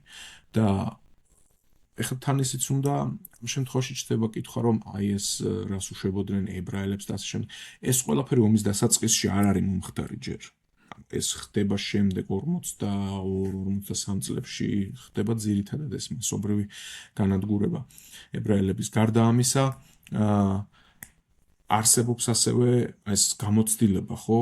1924 წლის აჯანყების ჩახშობა, შემდეგ ეს მასობრივი რეპრესიები, ათობით ათასი ადამიანის განადგურება საქართველოში და ამ ხალხისთვის, არა მხოლოდ ქართველებისთვის, არამედ უკრაინელებისთვის, სომხებისთვის, აზერბაიჯანელებისთვის, რომლებმაც საკუთარი ქვეყნის სუვერენიტეტი დაკარგეს და ზედმიაყოლეს ბევრმა ოჯახის წევრების სიცოცხლე ამისთვის, ნათესავების, პარტიული მეგობრების, რომლებიც სტალინიზმმა გაუნადგურა, ხო, ფიზიკურად, არანაირად არ არის ახლა გერმანია საბჭოთა კავშირზე უფრო უარესი. ჩვენ უნდა ამ მოცემულობიდან ამოვიდეთ ისინი როგორ ფიქრობენ, ხო, იმ დროს. და შესაბამისად თანამშრომლობა იწყება უკვე 30-იან წლებში, როდესაც ნაცი ჰიტლერი მოდის ხელისუფლებაში 33 წლიდან, ფაქტობრივად უკვე იქმნება ეს გარკვეული კონტაქტები ამ ემიგრანტულ ჯგუფებთან, არა მარტო ქართულ ზოგადად ემიგრანტულ ჯგუფებთან, ოღონდ არა რუსთან, ასე რომ ვთქვათ, ძირითადად კავკასიელებთან, ცენტრალურ აზიელებთან, ასაც თურქესტანელებს ეძახდნენ მაშინ და ცდილობენ გერმანელები რომ შეიმუშაონ ამ საბჭოთა კავშირთან ომის შემთხვევაში გარკვეული პოლიტიკა თუ როგორ უნდა მიუდგნენ ამ რეგიონებს და ამ შემუშავებაში, ამ პოლიტიკის შემუშავებაში ზემოხსენებული ალექსანდრე ნიკურაძე თამაშობს გარკვეულ როლს და ქართველებიდან და ასევე კიდევ ერთი ფიგურა მიხეილ ახმეტელი, რომელიც თუ კი ნიკურაძე იყო ალფრედ როზენბერგის კადრი და მისი გარემოცვის წევრი, მიხეილ ნიკურაძე იყო რაინჰარდ ჰაიდრიხის, რომელიც ხელმძღვანელობდა გერმანიის შიდა უსაფრთხოების სისტემას მთლიანად, ამის გესტაპოს და ზიხერჰაიტსდინსტის უფროსი, ანუ უშიშროების სამსახურის და გესტაპოს უფროსი, ანუ მასთან დაქვემდებარებული ვანზეს ინსტიტუტის დირექტორი იყო მიხეილ ახმეტელი, რომელიც ამზადებდა, ასე რომ ვთქვათ, მზვერავებს და ასეთი ტიპის ხალხს და მუშაობდნენ საბჭოთა კავშირის ეკონომიკური და სამხედრო შესაძლებლობების შეფასებაზე. ომის დაწყების მომენტისთვის უკვე 41 წლისთვის მაგალითად გიორგი კვინიტაძის წერილი არსებობს ჰიტლერისადმი უშუალოდ გაგზავნილი საფრანგეთიდან, სადაც ის მას ფოტო აქვს ჩადებული 1918 წელს თავისი ფოტო გერმანელებთან ერთად გადაღებული საქართველოში და სთავაზობს რომ საბჭოთა წითელი არმიის ტყვეებისგან გაკეთდეს ჯარები, რომლებიც იბრძოლებენ მათ წინააღმდეგ, ანუ საბჭოთა კავშირის სტალინის წინააღმდეგ. თავდაპირველად ეს იდეა არ მოსწონდა ჰიტლერს, ჰიტლერს უშუალოდ, იქიდან გამომდინარე რომ თუ ის ჩართავდა სხვადასხვა ტიპის ლეგიონებს საქმეში, ეს ავტომატურად გულისხმობდა იმას, რომ წარმატების შემთხვევაში მათთან ნადავლის გაყოფა მოუწევდა, ანუ სრულიად ისე თავს არავინ გაწირავს, ხო? მოიკლავს. შესაბამისად, მას უნდა ან დამოუკიდებლობის დანაპირები უნდა გაეცა, ან სულ მინიმუმ ვთქვათ მაღალ თანამდებობებზე სხვადასხვა პირების, ასევე ადგილობრივი ჯარების შექმნისა, ქართული, სომხური, ასე შემდეგ, ამ ტერიტორიების დაკავების შემდეგ და ეს მას არ უნდოდა. ამიტომ ეს იყო დიდი შეცდომა, რომელიც დაუშვეს გერმანელებმა 1941 წელს ფაქტობრივად მათ ეს ხალხი არ გამოუყენებიათ საბჭოთა კავშირის წინააღმდეგ და როდესაც პირველი ტალღა ჩავარდა, ხო 1941 წელს, ჩავარდნას ვერ ვიტყვით, მაგრამ ბოლომდე ვერ მივიდა ოპერაცია, ასე რომ ვთქვათ, და მოსკოვი ვერ აიღეს. შესაბამისად, დღის წესრიგში უკვე დგება ახალი რესურსების საჭიროება. და აი უკვე 41 წლის ბოლოს არის მიწერილი ეს წერილი კვინიტაძისა და ასევე მეორე წერილი ლადო ახმეტელისა, ყოფილი ელჩისა გერმანიაში, საქართველოში. და უკვე 42 წლის დასაწყისიდან იწყება უკვე სამხედრო წრეებში ამაზე მუშაობა, რომ შექმნან ლეგიონები სხვადასხვა ეთნიკური ნიშნით. ჩააცვან მათ გერმანული ფორმა და ასევე განმასხვავებელი ნიშნები მისცენ მათი ეთნიკური კუთვნილებიდან გამომდინარე და ისინი გამოიყენონ საბჭოთა კავშირის წინააღმდეგ. და ეს საკითხი გადაწყდა საბოლოოდ, სხვათა შორის მისი ორგანიზატორი იყო ძალიან ცნობილი კაცი, რომელმაც შემდეგ 54 წელს რომ ჰიტლერზე თავდასხმა მოაწყო, გრაფი კლაუს ფონ შტაუფენბერგი, ის იყო მაშინ ვერმახტში ამ საქმის კურატორი და მან მიიღო უშუალოდ გადაწყვეტილება და ხელმოწერა სხვადასხვა ტიპის კავკასიური და თურქესტანული ლეგიონების ორგანიზების შესახებ. აი, გერმანელების დამოკიდებულებაზე ამ საკითხების მიმართ ესეც მეტყველებს, რომ ნება მისცეს თავდაპირველად მხოლოდ თურქულ, ცენტრალურ აზიურ და კავკასიურ ლეგიონებს რომ შექმნილიყო, ხოლო ბელარუსული, უკრაინული და რუსული ლეგიონები არ შექმნილა. ესე იგი სლავებისგან არ შექმნეს არანაირი ლეგიონები, ხოლო კავკასიელებისგან და ცენტრალური აზიელებისგან უკვე 42 წელსვე დაიწყეს ჩამოყალიბება. საიდან მოყავთ ხალხი, ხომ? ესეც საინტერესო არის. ეს მთლიანად ფაქტობრივად მთლიანად ეს ამ ლეგიონში შემავალი ადამიანები არიან ყოფილი წითელარმიელები. ანუ ამათ ყავთ მილიონობით ტყვე წითელარმიელი, რომლებიც 51 წელს პანტაპუნქტით მთელი არმიები ნებდებოდნენ გერმანელების შეტევებს და ბოლოს ამ ტერიტორიულმა სიდიდემ ბოლოს გადაწონა და ზამთარმა ასევე გააჩერა რესურსების მომატებამ აღმოსავლეთ რუსეთიდან, თორემ ეს პირველი არმია, რაც დასავლეთის საზღვარზე იდგა, ფაქტობრივად მთლიანად განადგურდა გერმანელების დარტყმით. და ეს ხალხი არის ახლა ძირითადად ან მოკვდა შიმშილით გერმანულ ბანაკებში და ამინდის გამო ან უშუალოდ ომში დაიხოცა, ან კიდევ არიან უცუდეს პირობებში გერმანიის მიერ კონტროლირებად ტერიტორიებზე, ძირითადად პოლონეთსა და უკრაინაში. და აქ დაიწყო ამ ლეგიონების ფორმირება, თუმცა ეს უნდა ვთქვათ, რომ ეს არ იყო რაღაცა ერთი სახის არმია, ბატალიონებად ხდებოდა მათი ფორმირება და ჩვენ გვაინტერესებს ახლა ქართული ბატალიონები ჩამოყალიბდა 12 და ერთი სპეცდანიშნულების რაზმი ბერგმანის.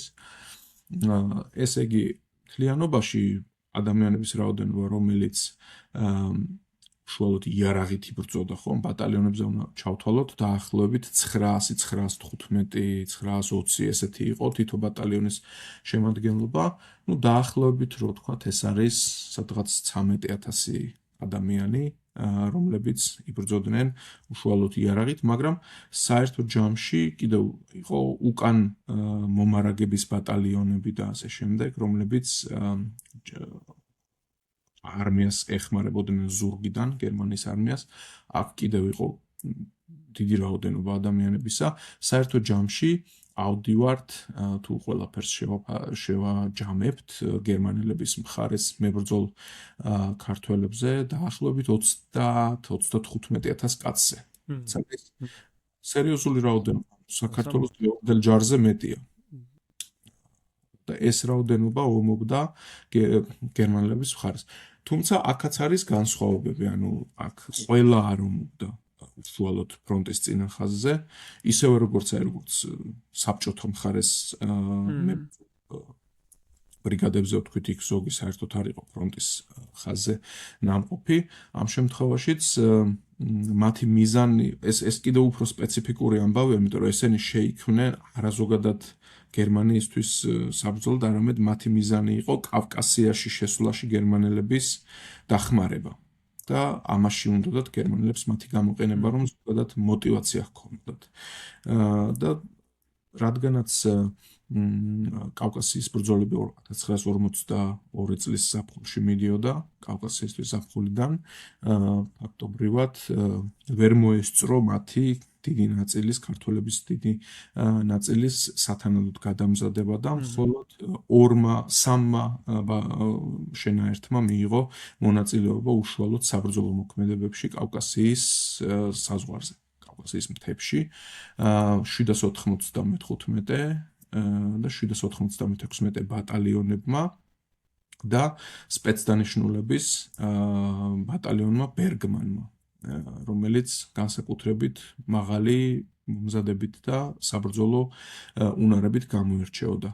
ის ორი არ გამოირჩეოდა მთლად მაღალი საბრძოლო უნარებით.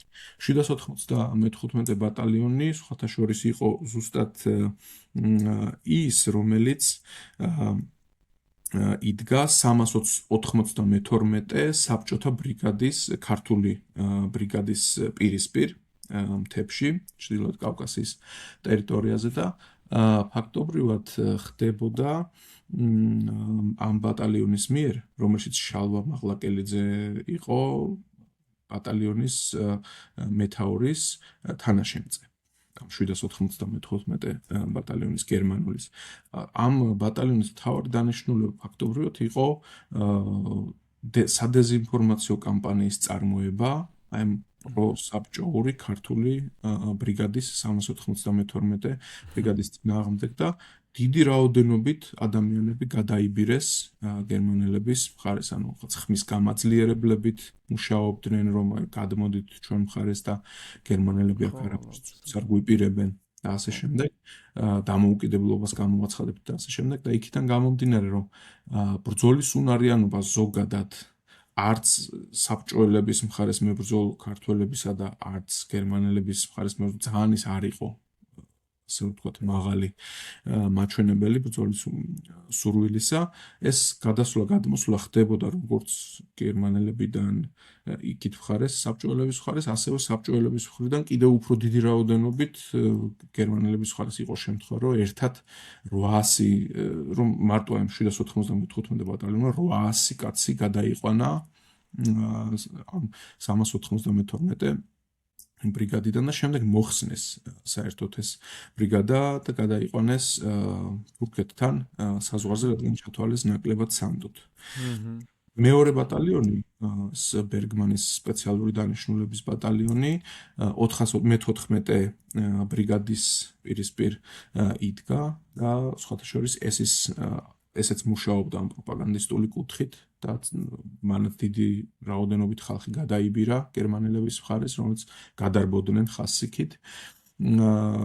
თუმცა ამ ბატალიონს უფრო სხვა მთავარი დანიშნულება ჰქონდა, რომ უნდა მომხდარიყო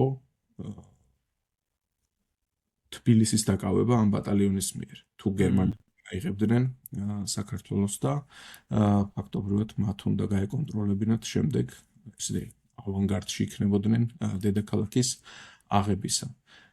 მე ნახი მაქვს გარკვეული დოკუმენტები თუ რას აპირებდნენ გერმანელები საქართველოში შემოსვლის შემთხვევაში. ანუ ეს 1942 წლისთვის, თუ ისინი დაიკავებდნენ თბილისს, იგეგმებოდა ესეთი რამ, უნდა მომხდარიყო მთლიანად რუსული ენის განდევნა და ტერმინები ჩამოწვდებოდა მხოლოდ ქართული და გერმანული, ანუ ყველგან სამხრეთ კავკასიაში ესეთი lingua franca რუსული უნდა ჩაენაცვლებინა გერმანულს და აქცენტი ადგილობრივ დონეზე უნდა გაკეთებულიყო პატარა ენებზე.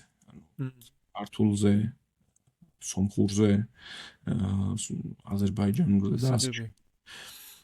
და ეს ასევე დაინიშნებოდა გერმანელი მართველი, შერჩეული იყო კადრად არნო შიკედანცი, იყო ასეთი ნაციონალ-სოციალისტი პოლიტიკოსი, რომელიც იყო აი იმ წრის ახლო მეგობარი როზენბერგის და ნიკურაძის, ალექსანდრე ნიკურაძის ახლო მეგობარი და როგორც ჩანს მათი გავლენა იყო ამ კადრის შერჩევაში. კავკასია იქნებოდა ერთიანი საგენერალ გუბერნატორო, ასე რომ ვთქვათ, და დედაქალაქი უნდა ყოფილიყო თბილისი, ხოლო ცალკეულ ქვეყნებს, ანუ სომხეთს, საქართველოს და აზერბაიჯანს ეყოლებოდათ კიდე დანიშნული თითო-თითო გერმანელი მმართველი, თუმცა საშუალო დონეზე უკვე ადგილობრივი კადრები უნდა დანიშნულიყვნენ თანამდებობებზე. კავკასიის შერჩეული ჰქონდათ რატოღაც თეთრ ფონზე ნარინჯისფერი, ფორთოხლისფერი მზის ფორმა. ასე რომ ვთქვათ, ის შიკედან უყვარდა ეს ნარინჯისფერი და მისი იდეა იყო, რომ კავკასიის დროშა უნდა ყოფილიყო ასეთი.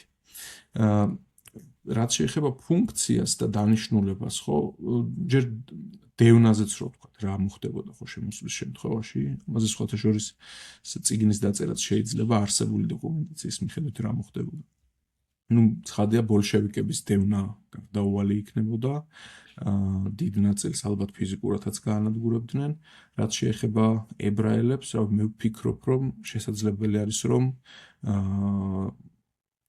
იმ მომენტისათვის ხელი არ ეხლოთ იქიდან გამომდინარე, რომ ჩრდილოეთ კავკასიაში მაგალითად იყო ხო დაიკავეს ტერიტორიები და იქიდან გამომდინარე, რომ ჩრდილოეთ კავკასიელებსაც მოკავშირე ხალხებად თვლიდნენ იმ ომის მიმდინარეობის მომენტში ყოველ შემთხვევაში მთისებრაელების დევნა არ მომხდარა, არ გაუნადგურებიათ და შესაბამისად შესაძლებელია იგივე პოლიტიკა განხორციელებულიყო სამხრეთ კავკასიაში, ოღონდ ეს რამდენი ხანი გაგრძელდებოდა, ამაზე ახლა თავს ვერავინ ვერ დავდებით. რაც შეეხება რეგიონის როლს, მთავარი დანიშნულება სამხრეთ კავკასიის დაკავების შემთხვევაში იქნებოდა ბაქოს ნავთობისა და ჭიათურის და ასე ვთქვათ მანგანუმის, ბუნებრივი წიაღისეულის მიწოდება გერმანიისათვის, რასაც პრინციპში საბჭოთა კავშირისთვისაც წარმოადგენდა სამხრეთ კავკასია იმ დროს. და საბჭოთა ხელისუფლების პოლიტიკა ამ მომენტში ესეთი იყო, ეს კანდიდ ჩარკვიანის მემუარებიდან ჩანს, რომ სტალინთან უშუალოდ ჰქონდა ამ საკითხზე საუბარი. თუ კი გერმანელები დესანტირებას მოახდენდნენ შავი ზღვიდან, მაგალითად ხომ, სტალინი თვლიდა, რომ უნდა საფორტიფიკაციო ნაგებობები გაკეთებულიყო და ეს გააკეთეს კიდეც უკვე 42 წლის დასაწყისისთვის.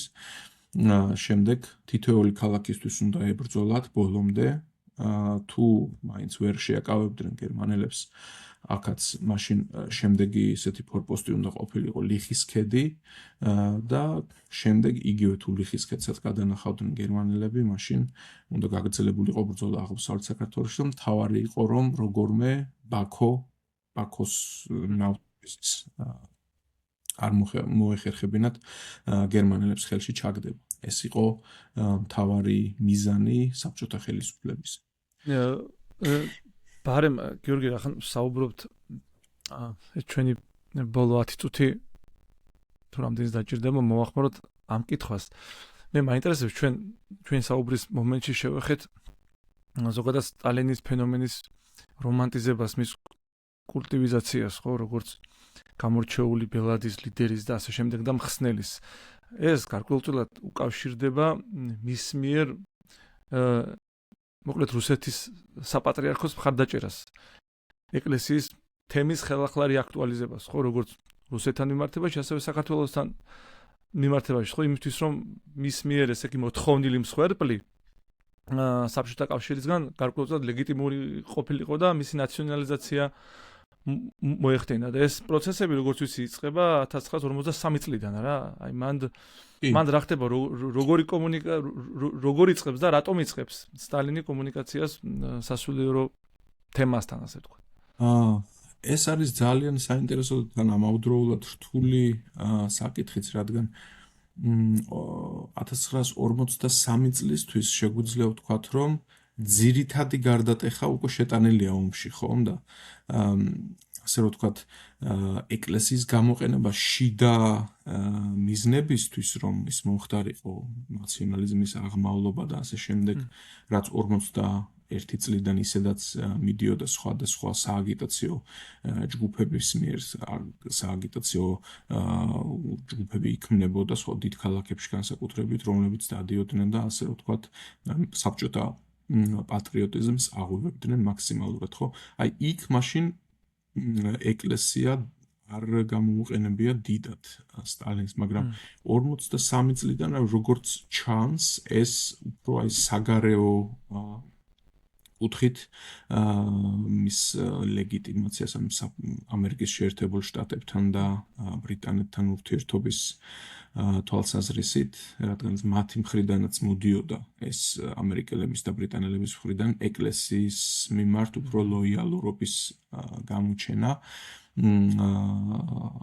აი ეს უნდა იყოს ალბათ მთავარი ფაქტორი, რის გამოც სტალინი ამ ნაბიჯზე მიდის და ფაქტობრივად ეკლესიის ხელახალ დამფუძნებლად მიიჩნევა, როგორც გარდაცვლილი პატრიარქი ილია ამბობს ერთ-ერთ თავისი გამოსვლის დროს სასულიერო აკადემიაში ის და მისი მეგობრები ტიროდნენ, როდესაც ის სწავლობდა მოსკოვის აკადემიაში სტალინის გარდაცვალების შემდეგ, რადგან მან აღადგინა ეკლესია და ასე შემდეგ და ასე შემდეგ, ის იყო მორწმუნე ადამიანი და ასე შემდეგ. რეალურად სტალინი რაც იყო, როგორი მორწმუნეც იყო, კარგად ვიცით, რადგან 1927-დან 1953 წლამდე რაოდენობით ათასობით ეკლესია, სასულიერო პირი გაანადგურეს, დააწვეს, ზღრები გადაადნეს, გადაასახლეს. აი ამ მომენტისათვის, როდესაც დახოცეს სასულიერო პირები. დახოცეს პირდაპირ მნიშვნელობითაც ეკლესიები დახურეს 53 წლისთვის მთელს საქართველოში იყო 15 ეკლესია სულ მოქმედი. მაშინ როდესაც რუსეთის იმპერიის დროს 4-ნიშნა ციფრი იყო სულ ცოტა. და შესაბამისად ეს რა თქმა უნდა ისეც სტალინისა და მისი რეჟიმის გაკეთებული არის, რადგან სტალინი 1926-27 წლებიდან უკვე ფაქტობრივად ერთპიროვნულად მართავს საბჭოთა კავშირს. შესაბამისად აი ეს ფიგურა ამ მხრივ ძალიან საინტერესო არის, როგორი ორსახოვანია, ასე რომ ვთქვათ, ჯერ ანადგურებს ის ეკლესიას და ფაქტობრივად ბოლო იქამდე ჩანასახის მდგომარეობამდე დაყავს, მაგრამ მან ერთი ფაქტორიც გასათვალისწინებელი არის, რომ მიუხედავად აი ასეთი დევნისა, ხომ არსებობს გარკვეული სტატისტიკური მონაცემები, რომ აი ამ ათეისტურ საბჭოთა კავშირში მოსახლეობის დიდი ნაწილი, როდესაც პიკზე იყო ეს ათეიზმის პროპაგანდა მისული, მაშინაც კი დიდი ნაწილი ამბობდა, რომ მას ღმერთის სწამდა. ანუ ამან საბოლოო ჯამში არ ემუშავა მაინც და შესაბამისად ამასაც უნდა ეთამაშა სავარაუდოდ როლი, რომ აი ბარემ რადგანაც მოსახლეობაში ასეთი განწყობა არის და საგარეო კუთხითაც ეს ჩვენ წაგვადგება, შეგვიძლია ეს ავადგინოთ, ლოგიკაში ჩდება ეს, ოღონდ ის უნდა მოექცეს ბუნებრივია საბჭოთა ხელისუფლების სამსახურში. პოლიტიკური გავლენის ქვეშ. პოლიტიკური გავლენის ქვეშ კიდევ რბილი ნათქვამი არის რეალურად იმიტომ. პოლიტიკურ ინსტიტუციად უნდა ქცეულიყო, პოლიტიკური ინსტრუმენტად. ფაქტობრივად სახელმწიფოს ნაწილი, სახელმწიფო პოლიტიკის გამტარი სტრუქტურა უნდა გამხდარიყო და როდესაც მოსახლეობის მნიშვნელოვან ნაწილს აქვს ასეთი მიდგომა, ასე ვთქვათ, ტოლვა რელიგიის ადმი ღმერთის რწმენისადმი, ასეთი ინსტიტუტის ხელახლა დაბადება, ხელახლა დაფუძნება და მისი ჩაყენება საბჭოთა სამსახურში სავსებით ლოგიკური გადაწყვეტილებაც კი იყო.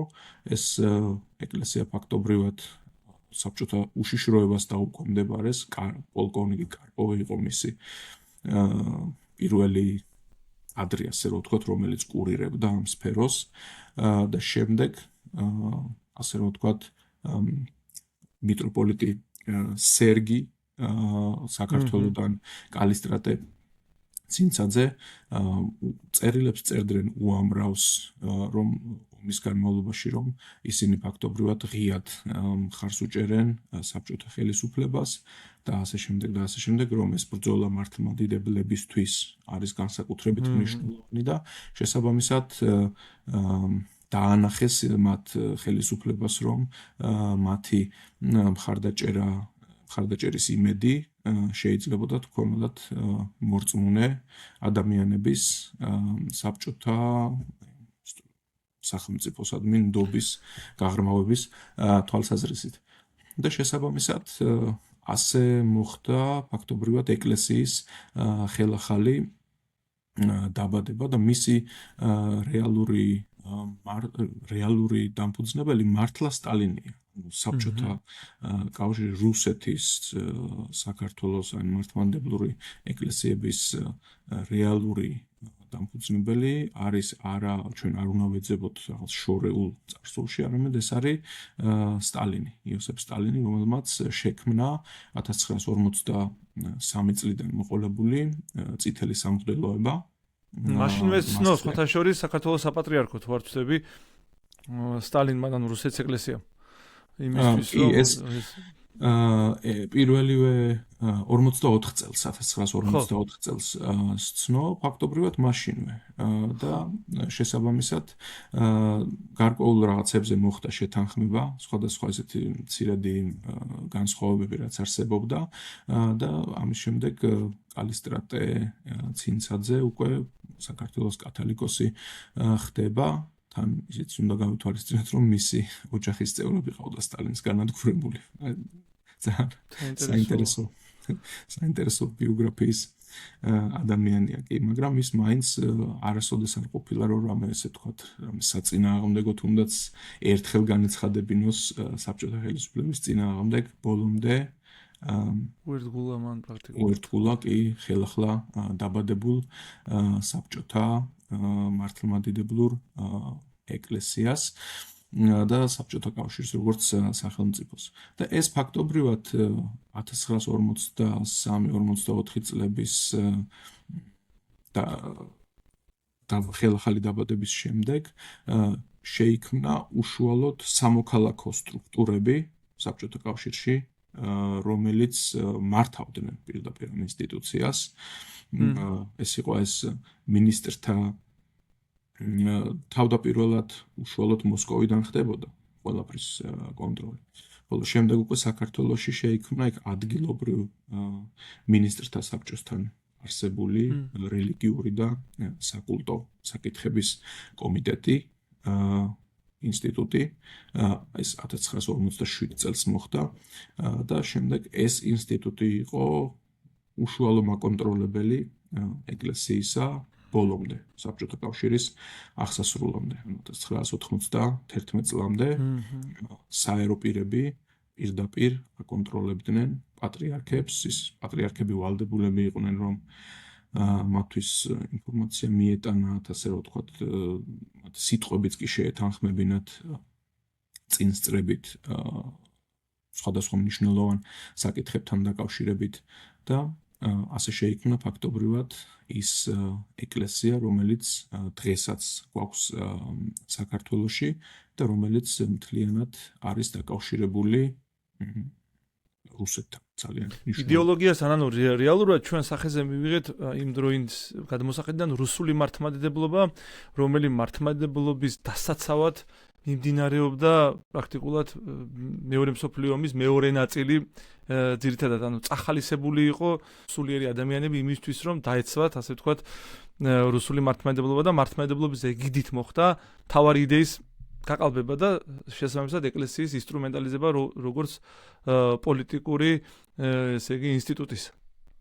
ეკლესიის ინსტრუმენტალიზება მოხდა ძალიან მნიშვნელოვნად. ეს განსაკუთრებით გამოიხატებოდა საგარეო მიმართულებით.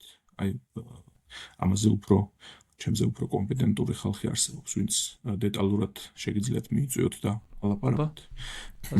აი მაგალითად 70-იან, 80-იან წლებში, 60-იან წლებიდან მოყოლებული მსოფლიო საეკლესიო საბჭოში გაწევრიანება და ასე შემდეგ, უდიდესი ალბათობით ეს ყველაფერი იყო რა თქმა უნდა შეთანხმებული საბჭოთა ხელისუფლებასთან და იქ რუსული და ქართული ეკლესიების პირდაპირი დანიშნულება იყო იმის მტკიცება, რომ საბჭოთა კავშირში ეკლესია არ იდევნება. რომ ისინი ამითი ახორციელებდნენ საბჭოთა ხელისუფლების ოფიციალურ საგარეო პოლიტიკას ამ მიმართულებით მის ლეგიტიმაციას ანუ თანაფარდობას, თანატოლობას ამერიკასთან დაუშვათ ისეთი ტიპის ქვეყანასთან, სადაც რელიგიის თავისუფლება ერთ-ერთი მთავარი იდეა იყო, ხო, მათი კონსტიტუციის. ეს მიუხედავად იმისა, რომ საბჭოთა კავშირის შიგნით, რა თქმა უნდა, მის დაშლამდეც, ანუ რელიგიური თავისუფლება არ იყო.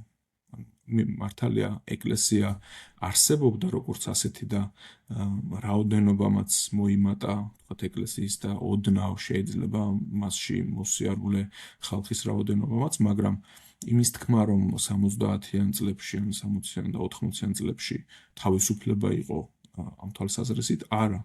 ეს რელიგია იდევნებოდა, მაგრამ ეს ეკლესიები, რომლებიც მსოფლიოს საეკლესიო საბჭოში იყვნენ წარმოდგენილნი, ახორციელებდნენ იმას ამტკიცებდნენ, რომ რელიგიის დევნა არ ხდებოდა, რაც იყო პირდაპირ ანუ საბჭოთა ხელისუფლების, სამოქალაქო ხელისუფლების ინსტრუქცია. ანუ თქვენ სწორად თქვით, ეს იყო მეორე სახე პრაქტიკულად საბჭოთა კავშირის საგარეო სივრცეში. და ძალიან ორიგინალურად ბუნებრივად ისინი პოლიტიკურ პროცესში ისინი პრაქტიკულად ვერ იღებდნენ საეკლესიო ცხოვრების წესს, ისე როგორც ის თავისთავად არის. ეს სფერო ხომ ძალიან ფაქიზია, ანუ ეს რელიგიის სფერო ზოგადად და მას მთელი მსოფლიოს მასშტაბით აქვს რბილი ძალის ფუნქცია. და შესაბამისად, ეს რბილი ძალა სტალინმა თავისი ძალიან ჭკვიანური გადაწყვეტილებით მასთან ბრძოლის წინააღმდეგ, მასთან ბრძოლის მაგივრად და განადგურების მაგივრად აღადგინა და ჩააყენა სახელმწიფოს სამსახურში. კი ბატონო. ბარემ ერთი კითხვაც მაინტერესებს, გიორგი, ძალიან მოკლედ თუ შეიძლება. გავრცელებული აზრი, რომ საბჭოთა კავშირმა რეალურად გერმანიას როცა ძლია მეორე მსოფლიო ომში, ეს ძირითადად განპირობებული იყო ერთ-ერთი ელემენტი არის ცივი ზამთარი. ცივი ზამთარი იყო იმის წინაპირობა, რომ გერმანელებმა ვერ შეძლეს მათი მიზნების მიღწევა თუ ზოგადად ის პარტნიორული გარემო საგარეო სივრცეში, რომელიც საბჭოთა კავშირს ჰქონდა. რა როლი აქვს ცივ ზამთარს? ეს ძალიან გავრცელებული აზრია და ცივ ზამთარს აქვს თავისი როლი, მაგრამ არა ერთადერთი. ანუ აქ არის ცოტათი ამაზე წეღანაც ვისაუბრეთ, მაგრამ შეგვიძლია განვავრცოთ. მოვლენების ჯაჭვი არის, რამაც იხსნა საბჭოთა კავშირი კატასტროფისგან 1941 წელსვე. ანუ გერმანიას გამარჯვების ყველაზე დიდი შანსი ზუსტად ომის პირველ თვეებში ჰქონდა. აქ მოხდა ესეთი ფაქტების დამთხევა ერთმანეთთან, რამდენიმესი ომის დაწყების გადადება, შემდეგ ეს როგორც ვთქვით, ბალკანეთის ნახევარკუნძულზე იუგოსლავიის სახელმწიფოს დაკავებაზე არის საუბარი. ბალკანეთის ნახევარკუნძულზე ომი დაიწყეს იტალიელებმა, იქ საბერძნეთში, შემდეგ წააგეს, მერე გერმანია იძულებული გახდა, რომ ჩაბმულიყო და იუგოსლავიაშიც ვითარება მათ საწინააღმდეგოდ იცვლებოდა და შესაბამისად ამ ოპერაციამ წაიღო თვე დაახლოებით 4-5 კვირა და მაისის ნაცვლად, როდესაც იგეგმებოდა ოპერაცია ბარბაროსას დაწყება, ის დაიწყო 22 ივნისს. და ამან გამოიწვია აი მცივი ზამთრის მოსწრება. 1941 წელს იყო განსაკუთრებით მძიმე ზამთარი. შემდეგ იყო ასეთი მომენტი, როდესაც გერმანიის ჯარი იყო გაყოფილი სამ ნაწილად, ჩრდილოეთის, ცენტრის და სამხრეთის მიმართულებაზე. ანუ ჩრდილოეთის მიმართულებას უნდა დაეკავებინა ლენინგრადი, ცენტრს, რომელსაც ფეოდორ ფონ ბოკი ხელმძღვანელობდა, უნდა დაეკავებინა მოსკოვი და სამხრეთის მიმართულებას კიევი. და კიევის აღება ჩათვალა ჰიტლერმა პრიორიტეტულად, მიუხედავად იმისა, რომ მისი ცენტრალური ეს ძირითადი დარტყმა მოსკოვის მიმართულებით წარმატებით მიდიოდა, მან იქიდან გარკვეული სატანკო ნაწილები მოხსნა და კიევისკენ გადაისროლა. ამან გამოიწვია ასევე ძალების შედარებით შესუსტება და მოსკოვზე დარტყმის შეფერხება. და როდესაც ეს ძალები კიევი დაიკავეს და ასე რომ ვთქვათ ეს მომარაგების ხაზი და ასე შემდეგ ყველაფერი წესრიგში იყო. შემდეგ უკვე რუსებმაც მოახერხეს ამ დროის განმავლობაში ამ გერმანიის გენერალური შეტევის დაწყებამდე გარკვეული ძალების მობილიზება და აღმოსავლეთიდან მოსკოვამდე გადასროლა. ამას ემატება შემდეგ უკვე ეს ხსენებული ზამთრის ამბავი მარტო ზამთარშიც არ არის საქმე, შემოდგომის დადგომასთან ერთად უკვე აი შლამი და ასეთი რამე პრობლემა იყო. ან გასავლიანობას გავლის უნარს ზღუდავდა გერმანიის ტექნიკას და გერმანიის უპირატესობა იყო არა რაოდენობრივი ომის პირველივე წელს, არამედ ხარისხობრივი, რომ მათ ყავდათ უფრო სწრაფი ტანკები, უფრო კარგი ტექნიკა ჰქონდათ ზოგადად და აი ამ ცუდმა ამინდმა ეს უპირატესობა ფაქტობრივად ისაქნა გაანეიტრალა და უკვე გადავიდა უკვე ჩვეულებრივ თანაბარ მდგომარეობაში ჩააყენა ფაქტობრივად რუსები და გერმანელები იმ მცირე უპირატესობით რუსებისთვის რომ ისინი აი ესეთი კლიმატურ პირობებს უფრო შეჩვეულები იყვნენ ვიდრე გერმანელები და ამ ეს იყო ესე რომ ვთქვათ ზამთრის მნიშვნელოვანი როლი რომელიც შეიძლებოდა არ დამდგარიყო ეს გერმანიის გენერალური დარტყმა მოსკოვზე, რომ უფრო ადრე დაწყებულიყო, მაგალითად 4 კვირით ადრე. ეს დრო მოესწრებოდა. თან რუსებს გაუმართლათ იმაშიც, რომ ზამთარი ყოველთვის ძალიან ცივი ერთნაირად ცივი შეიძლება არ იყოს და აი ზუსტად 1941 წლის ზამთარი იყო ერთ-ერთი ყველაზე ცივი ზოგადად იმ წლების განმავლობაში, ანუ განსაკუთრებით -20-25 გრადუსებზე ჩამოვიდა ტემპერატურა და ფაქტობრივად გერმანელებს ან საწვავი ეყინებოდათ, ტანკებს საერთოდ ვერ ქოქავდნენ და უბრალოდ გაჩერდა. და ამან გამოიწვია შემდეგ იმ უმნიშვნელოვანესი რამდენიმე კვირის, რამდენიმე თვის მოგება, რამაც რუსებს მისცა, სტალინს მისცა საშუალება, რომ ჯარები გადმოესროლა ციმბირიდან, აღმოსავლეთ რუსეთიდან მოსკოვის დასაცავად. აი ეს არის და მოძლიერებული იყო ზოგადად როლი ამ საკითხში. კი ბატონო, დიდი მადლობა. გიორგი, ზოგადად ეს თემა ძალიან მრავალი კუთხით შეგვიძლია კიდევ განმარტოთ საუბარი, თუმცა ჩვენ აუცილებლად მოგვეცემა კიდევ შესაძლებლობა ვისაუბროთ ამ და სხვა საინტერესო საკითხებზე, ამიტომ მადლობა თქვენ. რომ მოგზავნით აინტერესებისთვის. კი ბატონო, დაგემშვიდობები თქვენ და დამემშვიდობები ჩვენს მაყურებელს მომავალ შეხვედრამდე დროებით.